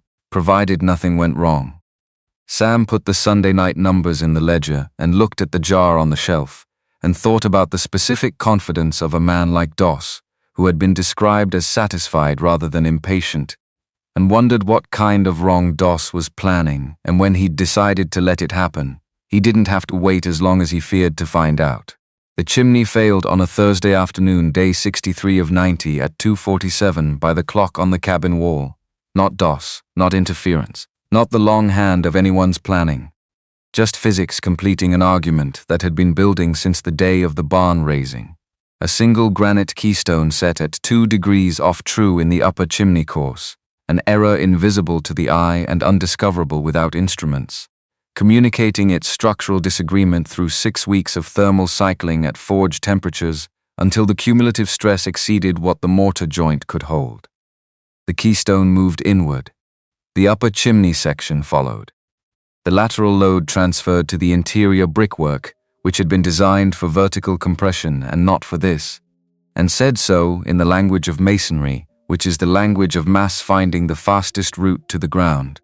Sam was at the goat pen, 40 yards. The sound reached him before he'd identified it. Not an explosion, not the sharp crack of a single failure, but a sustained exhalation, the acoustic signature of sequential collapse, mass redistributing through materials that had stopped agreeing to hold each other. He was moving before the sound finished. The dust was still settling when he hit the forge door. Gray-white, thick, moving in slow billows through the interior. He called her name twice before she answered from the far end. Standing, one arm raised across her face from the instinctive crouch. Around her the new forge, the real one, the one with the proper foundation and the correctly drafted chimney, was destroyed. The chimney section had come through the roof on its descent. The firebox was under 200 pounds of displaced stone. The bellows were somewhere beneath the section of north wall that had lost its lateral support and come down flat. No blood, no wrong angles in her posture. Covered in grey dust, one hand still raised but standing, he reached her. Put both hands on her shoulders, not gripping, just contact, the physical confirmation that someone else was present. She looked at him, then past him at the forge, then back at him. "I'm not hurt," she said. The evenness of it cost her something he could hear underneath. He checked her hands anyway, turned them over, checked the forearms, nothing. She pulled her hands back gently, not rejection, just reclaiming herself. They stood in the ruined forge and looked at what had been there this morning and was not there now. The anvil still stood at the center of the wreckage. Everything else was gone. 6 days remaining on Doss's clock. "We're done," Clara said, not performance. The recognition of a fact established by events outside anyone's control, requiring acknowledgement before anything else could happen. He stopped the instinctive response before it arrived. Because she was right. Because the thing she was actually asking for, someone to stand in the wreckage alongside her without immediately converting the experience into a problem, was harder to give than a solution would have been, and he was going to give it anyway. They stood in the ruined forge while the dust finished moving and the afternoon light came through the broken roof and the cold came in behind it. The money jar held $635. They needed $600. On paper they had it. $35 passed the threshold. But $635 in a jar was not $600 paid and receipted, and the jar was not a document Doss was legally required to honor. The lease required payment delivered. Whatever was in that jar had no legal force until it was counted into Doss's hand, which meant the forge's destruction was not actually a money problem. It was a credibility problem. They had the amount, barely, with almost no margin, but they had no mechanism to present it. No way to sit across from Doss with a payment in hand and a running operation that demonstrated they could sustain themselves past the payment date. $635 handed over with a ruined forge behind them was $635 handed to a man who would accept it, wait 60 days, and come back for the rest. Sam did not say this out loud because Clara was already thinking it, and he could see the same calculation in the set of her jaw. Walt arrived within the hour. Then Ruth, with Dale behind her, then George Finch from the south end. The yard filled with people who looked at the ruin and at Sam and Clara and didn't say the things that wouldn't help. Walt was the first to speak. I have $15 set aside, Ruth. 12, Dale, after a pause that carried everything he'd been working to repay. 20. Every dollar I've saved. It's yours. George Finch produced an envelope from his shirt pocket with the careful movement of someone handling something specifically preserved. 10. I've been keeping this separate. He stopped. Started again. I was saving it for the right thing. This is the right thing. $57. Added to 635. 692. More than enough. Sam looked at the number and then at Walt and then at Clara. We have enough, Clara said. Her voice was flat and precise and doing the same work it always did. We have $692. We can pay Doss the full amount. I can't take this, Sam said. You're not taking it. Walt said it with the patience of a man who has explained self-evident things before. We're giving it. Those are different transactions and you know it. He looked at the jar on the shelf. You pay Doss, you close the debt. And then we figure out what comes next together. The room was quiet for a moment. Then Clara said, we still have a problem. Everyone looked at her. We have the money, but we have no forge. She looked at Sam. If we hand Doss $600 with a destroyed smithy behind us, he accepts the payment and waits. The lease expires and the debt is clear, but the land is still under his claimed deed, and his deed is still what it was, which is something we haven't resolved and don't have a legal mechanism to challenge from this position. She set her hands flat on the table. Paying him doesn't end this. It only satisfies the specific clause he's been using as leverage. He'll find another one. The room absorbed this. It's true, Dale said quietly. I worked for him long enough to know how he operates. The lease payment is the instrument he's been using, but the goal was always the land. He doesn't give up goals, then we hold the money, Sam said. We don't pay until we know more about what we're actually paying into, Clara nodded. That's right. He looked at the jar again. Whatever comes next, we face it from a position of having the funds rather than having spent them. Ruth left that night with a plan to reach out through her network. People who'd had dealings with the county land records. People who remembered who had filed what and when. People who kept information the way some people keep tools, because you never know when a specific one will be exactly what you need. The following morning, Clara was at the forge ruins before Sam woke. He found her there at first light, not standing idle but working, sorting the usable stone from the collapsed sections, separating the intact fire brick from the damaged, stacking what could be salvaged and setting aside what was too far gone. Her hands were already gray with mortar dust. She'd been out there for at least an hour. He didn't tell her to stop or ask what she was doing. He got a wheelbarrow from the barn and started moving the debris she'd sorted to the edges of the foundation, clearing the working space. They spent the day doing this. Not because the forge could be rebuilt in 6 days. It couldn't. But because Clara was not the kind of person who sat with wreckage and waited for someone else to begin, and Sam was not the kind of person who let her do that work alone, by evening they had the foundation cleared and a precise inventory of what remained usable. Enough fire brick for most of the firebox, the anvil, several intact tool mounts, the stone foundation itself, which was perfect and would outlast everyone involved. Elroy Bunn's chimney, for all that it had failed at the keystone, had been built on sound principles below the error. The lower 2/3 were solid and would form the base of whatever came next. Clara sat on the cleared foundation in the last light and looked at the inventory list in her composition book. If we had time, she said, we could rebuild this in 3 weeks. Maybe 2 with help. We don't have time. No. She looked at the anvil. But we have the foundation. She looked at Sam. Whatever happens with Doss, whatever comes from what Ruth is looking into, this is still here. Everything my father built that's still standing. He sat beside her on the foundation stones in the cold. In the last of the light, that night in the kitchen, Clara opened a fresh page in the composition book and began designing the new forge structure from memory and intention, what it would be, how it would be built, where each element would sit on the foundation that already existed. She drew the chimney section twice, working out the correct keystone angle with a geometric precision that Elroy Bunn would have recognized as correct methodology. Sam watched her work and did not interrupt. On the third day after the collapse, Ruth returned with something unexpected. She'd gone to the county seat. Spoken with a clerk she'd known for years. A careful woman who remembered everything she'd ever filed and had opinions about the legality of transactions she'd been asked to record, but had never been in a position to challenge. The clerk had looked at Ruth's questions and pulled a file and said, "There was always something wrong with that Drummond deed. I knew it when I recorded it. But recording isn't adjudicating, and I wasn't asked to adjudicate." Ruth said, "What was wrong with it?" The clerk said, "The original homestead claim on that property was filed by a man named Thomas Briggs in 1867. He completed the residency requirements. The land was his by law. When he died in 1870, the property should have passed to his heir.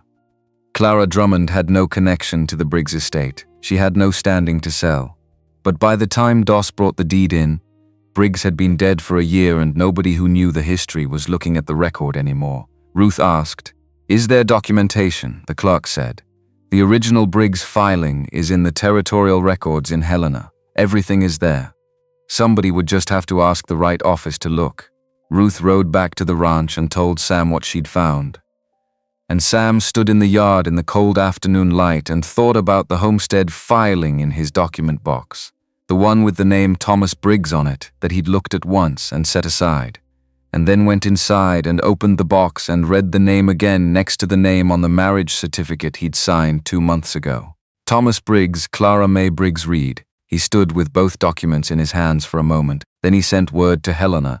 The wait was 9 days. 9 days of not paying Doss, of keeping the money in the jar, of Ruth managing the relationship with the county records clerk, who had agreed to write a supporting letter, of Dale making careful inquiries about who in the territorial land office handled homestead disputes and what the process looked like from the outside. 9 days of Clara drawing forged plans in the evenings and clearing debris in the mornings and not asking Sam directly what he was doing, because she understood that he was doing something and that he would tell her when it was time. On the 9th day, a man on a bay horse arrived from Helena. His name was Edmund Cole. Walt arrived within the hour, which meant someone had heard the collapse from the road, and word had moved at the speed that news moves in a valley where people have decided to pay attention.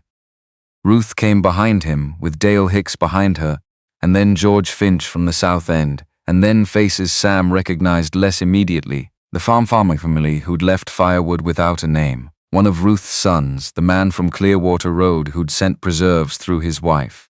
They came into the yard and looked at the ruined forge structure, and looked at Sam and Clara and didn't say the things that wouldn't help. Walt spoke first. "I have $15 set aside. Ruth, 12 Dale." After a pause that carried everything he'd been working to repay for weeks. 20, every dollar I've saved. It's yours. George Finch produced an envelope from his shirt pocket, with the careful movement of someone handling something that has been specifically preserved. 10, I've been keeping this separate. He stopped. Started again. I was saving it for the right thing. This is the right thing, $57. Added to 381, 438, 162 short of $600. 6 days remaining. I can't take this, Sam said. You're not taking it. Walt said it with the patience of a man who has explained self-evident things to stubborn people before and will explain them again as many times as necessary. We're giving it. Those are different transactions and you know it. It still isn't enough. No. Walt didn't soften it. It's not enough. But it's ours and it's here. Clara had been standing apart from the group, near the anvil, the one thing in the wreckage that had simply refused to participate in the failure. Her hand rested on its face in the habitual way she touched it, the contact of someone checking that the thing they rely on is still where they left it. Sam watched her and recognized the quality of her stillness. Not the stillness of someone who has stopped thinking, but of someone thinking so hard that the exterior has gone quiet. That night the yard emptied slowly. People left with the reluctance of those who understand that leaving doesn't resolve the thing they're leaving behind. Ruth stayed latest, sitting with Clara at the kitchen table, while Sam did purposeless maintenance in the barn, because purposeless movement was preferable to sitting with arithmetic that didn't close. He came back inside at 9. Ruth was gone. Clara sat alone at the table with the composition book open in front of her, and figures on the page that weren't adding to what they needed. 6 days, she said when he came through the door. 6 days. She looked at the figures. Then at him, with the directness she brought to everything that required it. The goats. He heard it, set it down in his mind and turned it over carefully, examining it from the angles that mattered. That's the income on the other side of this. That's how we rebuild. If we have land to rebuild on, she said it without sharpness, just precisely. If Dos takes the property, the goats have nowhere to graze. We can't keep them without the land. So protecting the herd against the possibility of losing the land is a defensive position that doesn't account for the fact that we're already losing. Yes. A pause. We sell the herd. Emergency sale at Silver Falls, whatever price the market offers. We combine that with the 438. We attempt to reach 600, and if we come up short, then we come up short having tried everything available to us. Her voice had the quality of a conclusion reached through method rather than feeling. Examined from every direction and arrived at because it was what remained after the other options were removed. Which is different from coming up short because we held something back. Sam sat across from her at the table. He looked at the composition book with its columns of figures that had tracked every week of their work. The careful handwriting, the checked arithmetic, the running total that had been climbing toward 600 and had stopped climbing $31 short of where the forge failed. He thought about Buck, the lead male who was mean and reliable in roughly equal proportion. About old Bessie, who had been his first purchase and was still producing, still leading, still doing the work an 8-year-old goat has no obligation to keep doing. About Clover, who had started following Clara around the yard 3 weeks after she arrived and whom Clara pretended not to notice while clearly noticing. "You're sure?" he said. "I'm frightened," she said. "But yes." He put his hand on the table between them. She looked at it. Then she placed her hand over his, brief, deliberate, the weight of a decision rather than a gesture, though it was also something more than a decision whether she was acknowledging that or not. "Sell the goats," he said. Dos arrived on the morning of day 89, not noon, 8 o'clock, with 4 men behind him in the easy geometry of people who expect their presence to communicate before anyone speaks. He dismounted with the unhurried precision of a man whose plan has been running for 2 years and is arriving at its conclusion on schedule. The yard was not empty. Walt Pruitt stood near the fence with his arms folded. Ruth Calloway stood by the barn door with Thomas and James on either side. Not doing anything threatening, simply present at a size that communicated something without requiring gesture. Dale Hicks was near the forge ruins, which was its own statement about where he'd chosen to stand. George Finch had his hands in his pockets and his feet planted with the stubborn immovability of a man who has already lost something to this particular person and has decided today is different. Beyond them, filling the spaces along the fence line and near the barn, were faces Sam recognized and faces he didn't. The farming family from the South End, Elroy Bunn, who had come from 12 miles without being asked, whose presence was its own commentary on the chimney that had failed, and on the man he believed had contributed to the conditions that had stressed it. 2 men from the Clearwater Road, a family who had received tool deliveries at Silver Falls and had made the ride when word reached them. People who had stood in this yard on the barn-raising day and had decided that standing in it again today was the correct response. 24 people.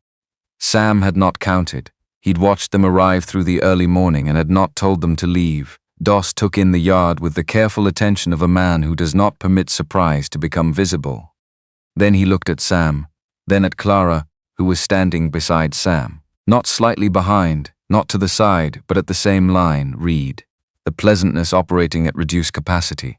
"I assume you're here to make your payment. We have $692, Sam said.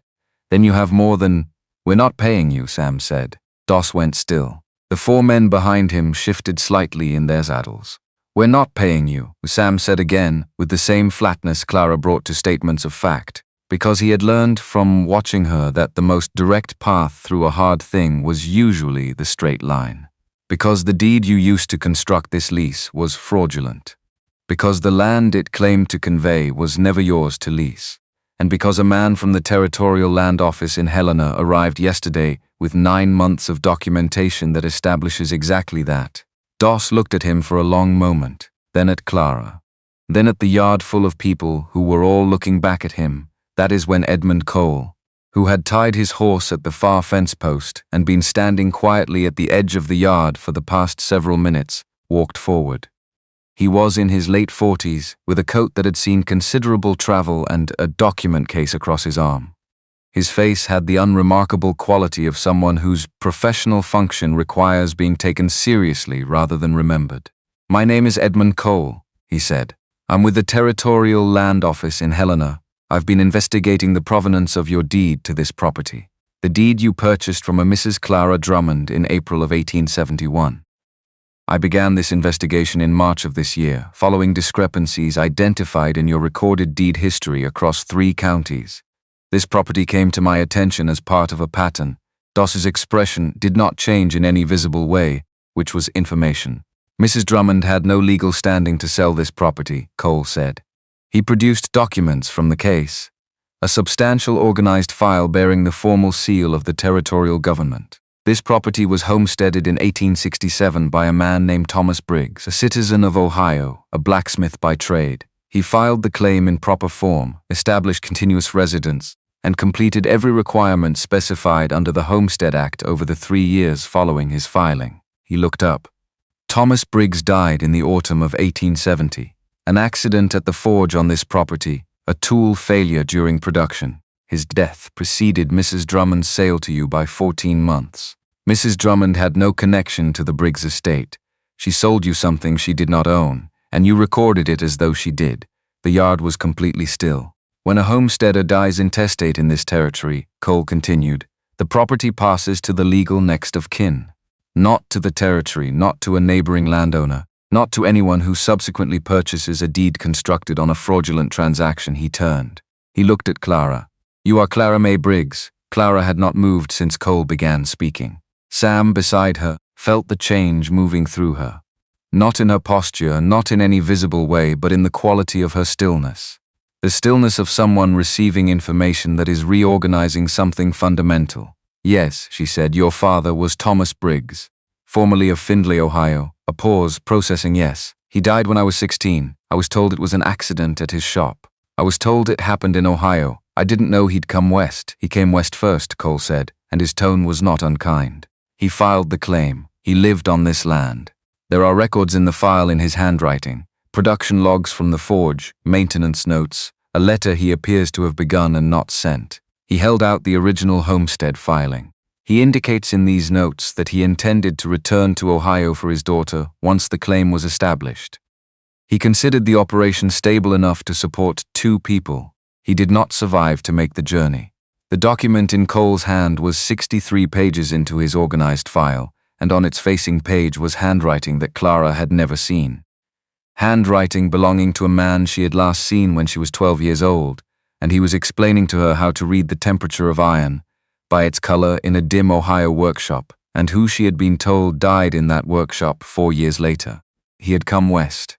He had built something. He had been building it for her, Clara May Briggs, who had grown up understanding that the world required her to be harder and quieter and more precise than the space she was given, stood in the yard of her father's property on a December morning and did not make a sound, but her hand hanging at her side found Sam's forearm and closed around it. Not reaching for him, just finding something solid because the ground was doing something complicated beneath her feet, and she needed the confirmation that weight and substance still existed in the world. He did not move, did not speak, just was there. "This property," Cole said, returning his attention to Doss, "belongs to Clara May Briggs. Has belonged to her since the autumn of 1870. Your deed is without legal foundation. Your lease agreement with Mr. Reid, constructed upon your claimed ownership, is equally without foundation. You have no standing to collect payment, no standing to recover this property, and no standing to be on this land at all." Doss had gone through several colors during this explanation, settling into a controlled gray. "I paid significant money for that deed. I have lawyers. You were defrauded by Mrs. Drummond, and you have whatever recourse the law provides against her estate." Cole made a note. "That's a separate matter. What is within my jurisdiction is informing you that your claim to this property is void, and that the Territorial Land Office will be recording the corrected title in Miss Briggs's name within the week." He closed his notebook. "I'd also note that this investigation has produced findings extending well beyond this property. You'll be receiving formal correspondence from Helena shortly. Doss looked at the yard. At the 24 people standing in it with the specific quality of people who are not going to move. At Cole returning documents to his case with the methodical completeness of someone whose work here is finished. At Clara, who had released Sam's arm and was now looking at Doss with no anger in her expression. Just the direct, clear attention of someone who has received information and is deciding what to do with it. She stepped forward. She moved the way she always moved. Economy, nothing wasted, straight line to where she needed to be. She stopped at a distance from Doss that was close enough to require engagement and far enough to be entirely her own. "You're going to leave my land," she said. Now she didn't perform it, didn't raise her voice. She stated the thing that was going to happen. "And before you leave, you're going to pay $200 in damages. For the coal supplier you pressured in October. For the fraudulent contract you sent through Victor Marsh. For every act of interference in this operation that I can demonstrate, and I can demonstrate most of it." A pause. "I have adequate witnesses. You can't prove that any of Dale Hicks," Clara said. Simple. Just naming the evidence. Doss looked at Dale. Dale looked back at him with the expression of a man who has put down a weight and has no intention of picking it up again. "Ruth Calloway," Clara said. "George Finch, Walt Pruitt." She looked at the yard. "Every person standing here." Then back at Doss. $200 is considerably less than the actual cost of your interference. It's also considerably less than what a full territorial fraud investigation will cost you when Mr. Cole expands his file, which he will if I ask him to. Cole did not look up from his notebook, but he also did not disagree. Doss looked at his 4 men on horseback. They had the expression of men performing a private calculation about how much of someone else's problem they were contracted to be part of, and the calculation was not resolving in a direction that suggested enthusiasm. He reached into his coat. His hand trembled slightly when he counted the bills. Not dramatically, just a small tremor visible only at close range. $200 laid on the fence post because Doss could not make himself hand it directly to Clara. Clara picked it up. Counted it, folded it. "Get off my land," she said. Harlan Doss mounted his horse with the reduced dignity of a man who has lost something in public that cannot be recovered in private, and rode out of the yard at the same measured pace he'd arrived at. His 4 men followed. The yard watched them go, when the dust settled back to nothing, and the sound of hooves faded into the general silence of a December morning in the Montana foothills. George Finch put his hands together once, one clap.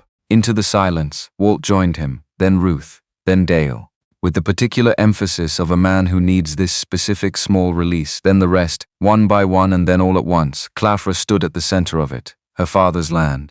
The land he'd built the forge on and kept records for, and written the unfinished letter on, intending to come back. She didn't speak, didn't gesture, just received the sound of the community that had built itself around something she'd made, and let the moment be exactly what it was. Harlan Doss arrived at 8 o'clock in the morning, not noon, 8, with 4 men behind him arranged in the easy geometry of people who expect their presence to do the persuasion before anyone has to say anything explicit. He dismounted with the specific, unhurried quality of a man whose plan has been running for 2 years and has arrived at its conclusion on schedule. His suit was the expensive one he reserved for occasions that he considered significant. He had the lease document already in his coat. The yard was not empty. He stopped. Walt Pruitt stood near the fence with his arms folded and his hat pulled level in the way of a man who is not going anywhere. Ruth Calloway stood by the barn door with Thomas and James on either side. The 2 oldest boys, wide through the shoulders, not doing anything threatening, simply present at a size and a solidity that communicated presence without requiring gesture. Dale Hicks was near the ruined forge, which was its own kind of statement about where he'd placed himself in this accounting. George Finch stood with his hands in his pockets, and his feet planted with the stubborn immovability of a man who has already lost something to this particular person and has decided that today is different. Beyond them, filling the spaces along the fence line and near the barn and between the structures of the yard, faces that Sam recognized and faces he didn't. The farming family from the South End, Elroy Bunn the carpenter, who had come from 12 miles without being asked and whose presence here was its own commentary on the chimney that had failed. 2 men from the Clearwater Road. A family Sam had delivered tools to at Silver Falls who had apparently heard and made the ride anyway. People who had stood in this yard on the barn-raising day and had decided that standing in it again today was the appropriate response to what was happening. 24 people. Perhaps more, Sam had not counted. He'd watched them arrive through the early morning and had not told them to go. Doss took in the yard with the careful attention of a man who does not allow surprise to become visible on his face. Then he looked at Sam. Then at Clara, who was standing beside Sam, not slightly behind, not to the side but beside, at the same line, at the same height, Reid. The pleasantness was present but operating at reduced capacity, like a lamp with the oil running low. I assume you've come to make your payment. We have $478, Sam said. We're 122 short, then you're in default. Doss produced the lease document with the practiced efficiency of someone who has done this specific action before and sees no reason to vary the execution. Per the terms of the agreement you signed, the property reverts at noon today. Out of consideration for the circumstances, I'll extend you until sundown to remove your personal belongings and wait. The voice came from the road, from outside the yard entirely. From a man on a bay horse who had arrived at some point during the last 2 minutes without anyone in the yard noticing him, which said something about how completely Doss had claimed the attention of the assembled people. The man was in his late 40s, wearing a coat that had been expensive several years ago and had since accumulated the evidence of hard travel. He carried a leather document case across his saddle. His face had the unremarkable quality of someone whose professional function requires being taken seriously rather than noticed. He dismounted and tied his horse at the fence post. He opened the document case and looked at Doss with the specific patience of someone who has driven a long way to have this exact conversation and is not going to be hurried through it. My name is Edmund Cole, he said. I'm with the Territorial Land Office in Helena. I've been investigating the provenance of your deed to this property. The deed you purchased from a Mrs. Clara Drummond in April of 1871. Doss's expression did not change in any visible way, which was itself information. That transaction was completely. Mrs. Drummond had no legal standing to sell this property. Cole said it with the tone of someone reciting a finding rather than making an argument. He produced documents from the case. Not 2 or 3, but a substantial organized file bearing the formal seal of the territorial government. This property was homesteaded in 1867 by a man named Thomas Briggs, a citizen of Ohio, a blacksmith by trade. He filed the claim in the proper form, established continuous residence, and completed every requirement specified under the Homestead Act over the 3 years following his claim. He paused. Not for effect, he wasn't a theatrical man, but to find the next document in the sequence. Thomas Briggs died in the autumn of 1870. An accident at the forge on this property, from what the records indicate, a tool failure during production. His death preceded Mrs. Drummond's sale to you by 14 months. Mrs. Drummond had no connection to the Briggs estate that would convey any right of sale, transfer, or disposition of this property. She sold you something she did not own. The yard was completely still.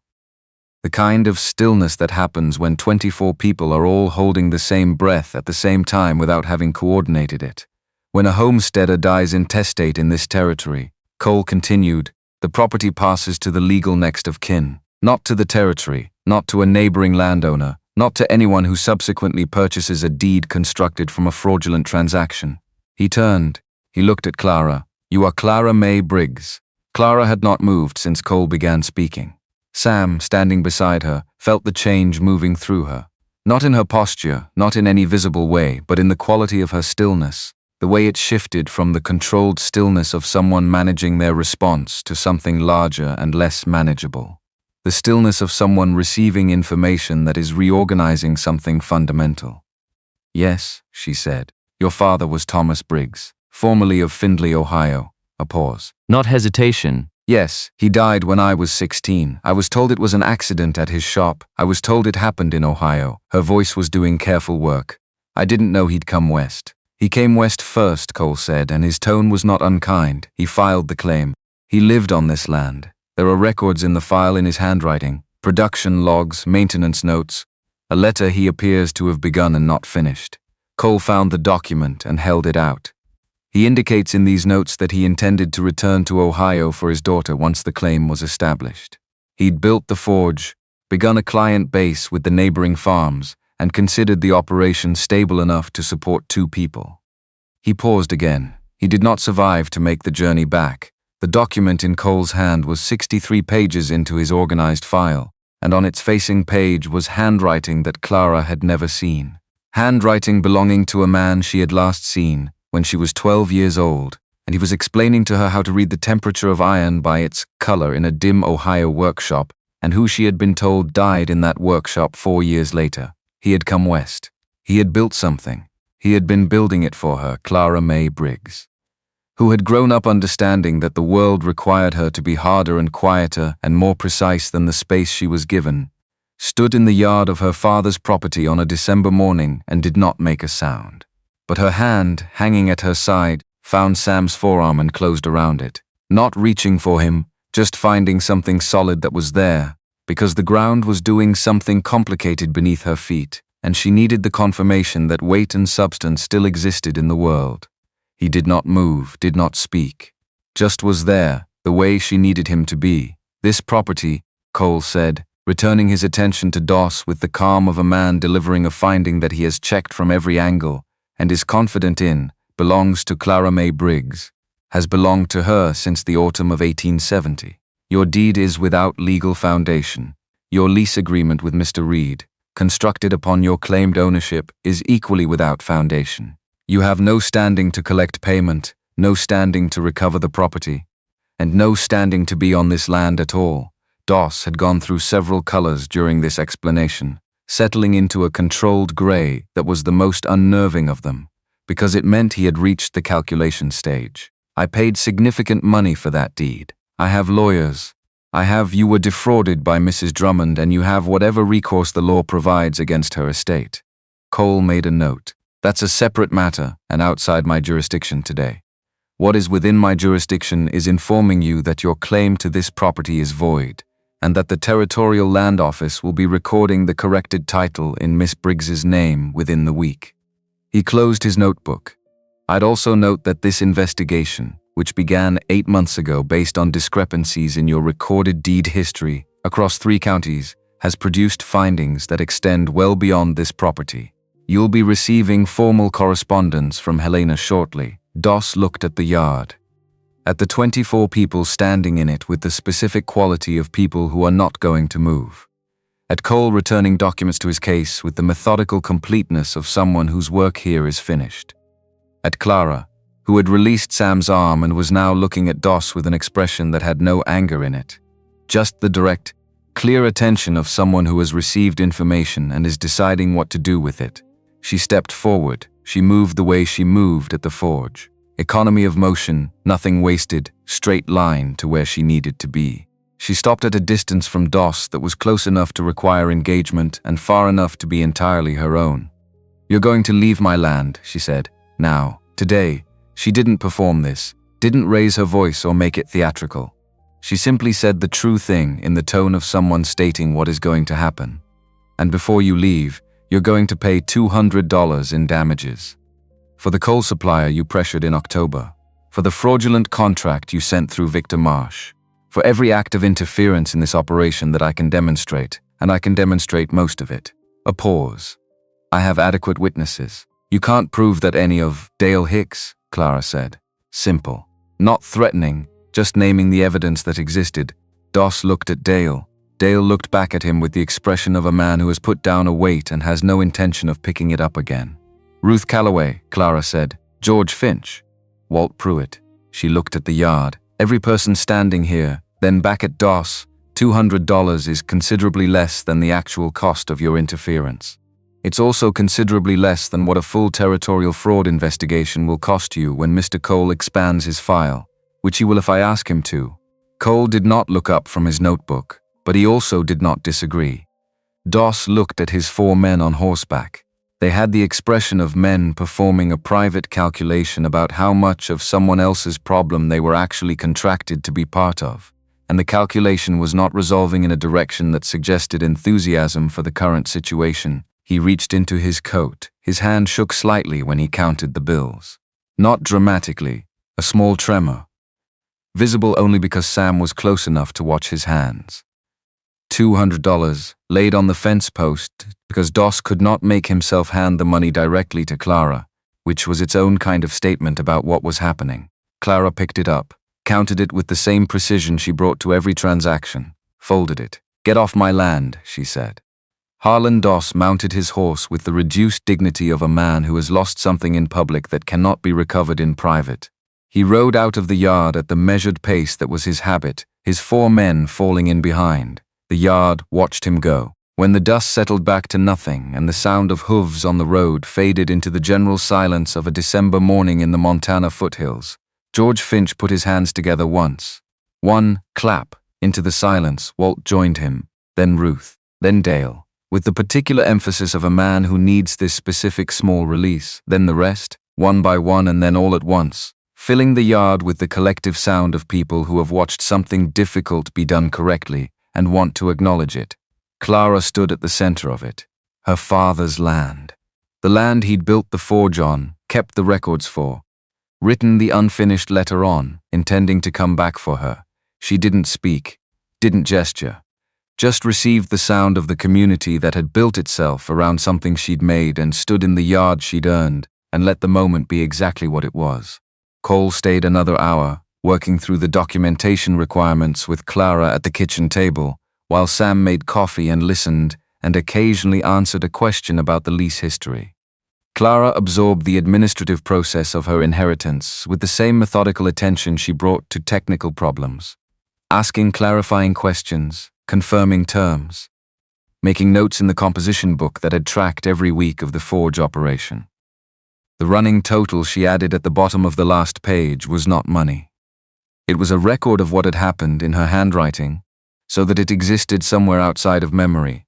When Cole rode north toward Helena with his document case and his expanded investigative file, the yard finished emptying the way it had emptied on the barn-raising day, gradually, with the reluctance of people who have been part of something and aren't quite ready to go back to being separate from it. Walt clapped Sam on the shoulder without speaking, which was exactly the right thing. Ruth embraced Clara, who received it with the careful accommodation of someone practicing something they're not yet fluent in. Dale Hicks shook both their hands and went home to Margaret, who was recovered enough now to be asking pointed questions about where he'd been all morning, and then the yard was quiet. Sam and Clara stood in it together, in the December afternoon light that was already thinking about giving up for the day. "He came here first," Clara said. Not to Sam specifically. To the yard, to the hillside, to the anvil still standing in the forge ruins like it had been waiting for the next version of everything to be built around it. He made sure it was real before he went back for me. He wanted to give me something worth coming to. He knew what he was building. He died before I got here. A pause that held something she wasn't going to perform into drama. And I got here anyway, just by a different road than he planned.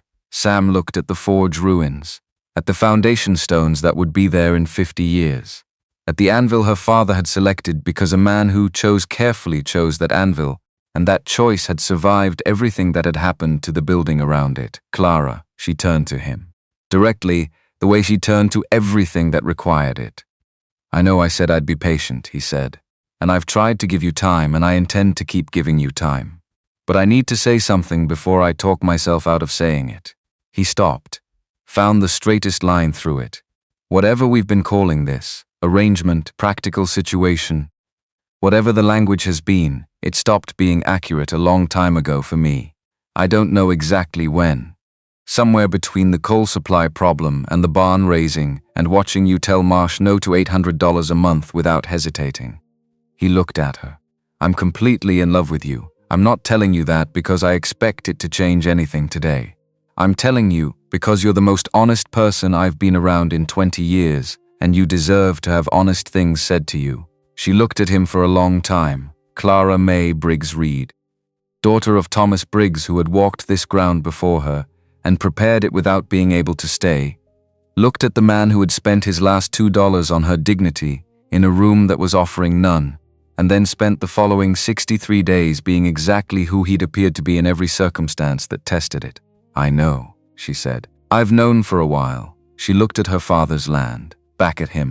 I was waiting until I was certain I wasn't making a decision out of gratitude. Gratitude is real, but it isn't the same thing, and I wasn't going to confuse them, and now I'm certain. A pause, and in the pause was everything she'd been carrying since the night she'd signed her name to the end of his on a document in a hall full of strangers. I'm completely in love with you as well. I believe I have been since you made me rest and told me you needed me alive more than you needed the production. Nobody had ever said anything like that to me before. He closed the distance between them and kissed her with the accumulated weight of 63 days of not doing it, and she kissed him back with the same precision and intention she brought to everything she decided to do. Around them, the December afternoon was cold and clear and completely indifferent to the significance of what was happening in this particular yard, which was fine. They didn't need the weather's endorsement when they separated. She looked at him with something in her face that he hadn't seen there before. Not the smile, not the careful assessment, not the focused attention of someone solving a problem. Something more open than any of those. The expression of a person who has arrived somewhere they'd stopped expecting to reach. The anvil survived, she said after a moment. It did. We'll need to rebuild the forge around it. Properly this time. I want Elroy Bunn involved from the first stone, and I want to be present for every course of the chimney. That's very reasonable. And we'll need to restock the herd. Gradually, from the revenue, once the forge is running again. Also reasonable. She looked at him. We're going to be all right, not a question. A conclusion from someone who has evaluated the available evidence and found it sufficient. We are, Sam said. The winter came with its full Montana commitment and buried the yard under 2 feet of snow by Christmas. Clara rebuilt the forge in January, Elroy Bunn present for every stone of the chimney, checking the keystone angle with a level he'd brought specifically for the purpose, his commentary on the original era detailed and educational. The new structure was larger than either previous version, built with the lessons of both failures incorporated into every decision. When the Stuf finished, Elroy stood back and examined it for a full minute before declaring it correct, which, from Elroy Bunn, was the highest available commendation. Clara took on 2 apprentices in February, a 17-year-old from the south end of the valley who had been watching her work through the forge door for weeks before she noticed him, and offered an alternative to watching, and a 22-year-old woman whose family had told her blacksmithing was not appropriate work for her, and whose mother had privately told her to go anyway. Clara taught them both the way her father had taught her. Precisely, without shortcuts, with the steady patience of someone passing forward something that was given to them at considerable cost and should not be wasted. The goat herd rebuilt itself through community gift over the spring. Walt contributed 5, Ruth 3, George Finch 2, and the families who had stood in the yard on the December morning added theirs in 1s and 2s until Sam had 28 head by April and a breeding program that would reach 38 by fall. Different animals than the ones he'd driven to Silver Falls, but a herd rebuilt the same way everything else had rebuilt, through the collective decision of people who had chosen to be part of something rather than separate from it. Sam and Clara married again in April, properly by choice. With vows they wrote themselves in the kitchen the evening before, reading them to each other across the rough table while the fire settled. They married in the yard on a Saturday, when the last of the winter had finally conceded, with the whole valley present, the ground soft and the hills showing the first color they'd been withholding since October. Walt stood with Sam. Ruth stood with Clara, who wore a dress Ruth had spent 3 winter months constructing from dark blue wool, measured correctly, cut to Clara's actual dimensions rather than to convention's assumptions about what dimensions should be, with sleeves that reached her wrists and shoulders that sat where her shoulders actually were.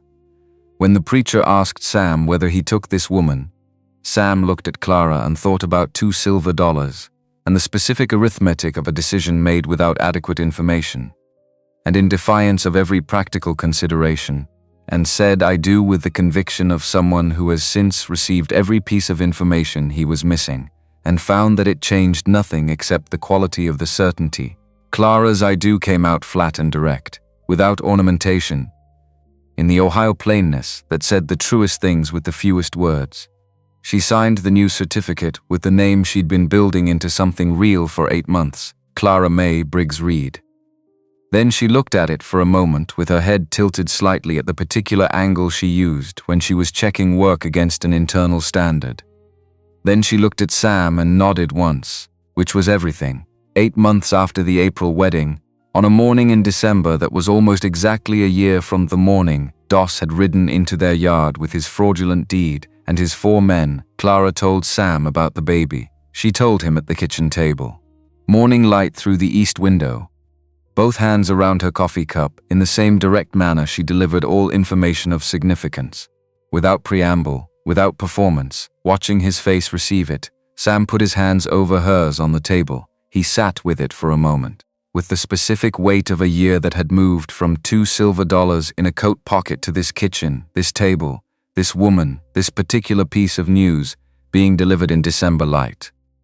He thought about Thomas Briggs crossing half a continent to prepare something for a daughter he loved and did not get to bring home. He thought about the unfinished letter in Cole's file, the handwriting he'd never seen, the forge built for 2 people, the plan interrupted by an autumn accident before it could reach its intended conclusion. The daughter had reached the land anyway. By a road her father hadn't planned, through a hall full of strangers and a $2 bid and 63 days of work and a community that had decided to stand in a yard one December morning. She'd gotten there. She was here. She'd built the forge her father had left her, and she'd built it better than it had ever been, and she was going to teach 2 people the trade he'd taught her, and the trade would continue past all of them. "Hope," Clara said into the silence. He thought she meant the feeling. Then she added, "For a name. If it's a girl, Hope," he said, after what held when everything else was failing, not the $2. No. She looked at him across the table in the morning light, with the open expression that she'd been practicing at him for 8 months and had gotten considerably better at allowing. After the thing that made you spend the $2. The part that knew she was still a person worth seeing, even in that room. The baby came in September. A girl long already at birth in the way that suggested she'd inherited something structural from her mother, with Clara's steady eyes and a grip on Sam's finger that communicated early opinions about the world. They named her Hope Thomas Reid, the Thomas for the man who had walked this ground first, who had filed the claim and laid the foundation and built the forge, and kept the records, and written the unfinished letter, and died in the autumn before he could go back for his daughter, who had loved her enough to prepare something for her before she was ready to receive it, and had trusted without knowing he was trusting anything that she would eventually find her way to it. She had. The long way. But she had. Sam held his daughter in the thin September light, and looked through the window at the forge where Clara was finishing the morning's work before coming inside. The forge that stood on Thomas Briggs's foundation, with Elroy Bunn's chimney drawing cleanly above it, with 2 apprentices learning the trade at the anvil Thomas had chosen because he chose carefully. The forge that had survived collapse and sabotage and winter, and the specific patience of a man who'd believed the math would eventually close in his favor. The math had not closed in his favor. It had closed in theirs. He looked at the baby in his arms, who was looking back at him with the focused attention of someone taking in a great deal of new information and organizing it carefully, and thought that $2 silver was the best money he had ever spent. That there was no version of the accounting in which that transaction came out as anything other than the luckiest decision of his life, made in defiance of every practical consideration, for reasons he still couldn't entirely explain except that he'd seen something real in a room full of people who weren't looking for it. He'd looked, that was all. But it turned out that looking, at the right moment, at the right person, with the willingness to spend everything you have left on what you see, that was not a small thing. Outside, the September sky over Montana went on in every direction without limit, the particular blue of a season that is almost over and knows it, and is making the most of the remaining days. The forge rang once across the yard, then again. The anvil her father had chosen, taking the work of the next generation. Sam Reid stood at the window with his daughter and listened to it carry.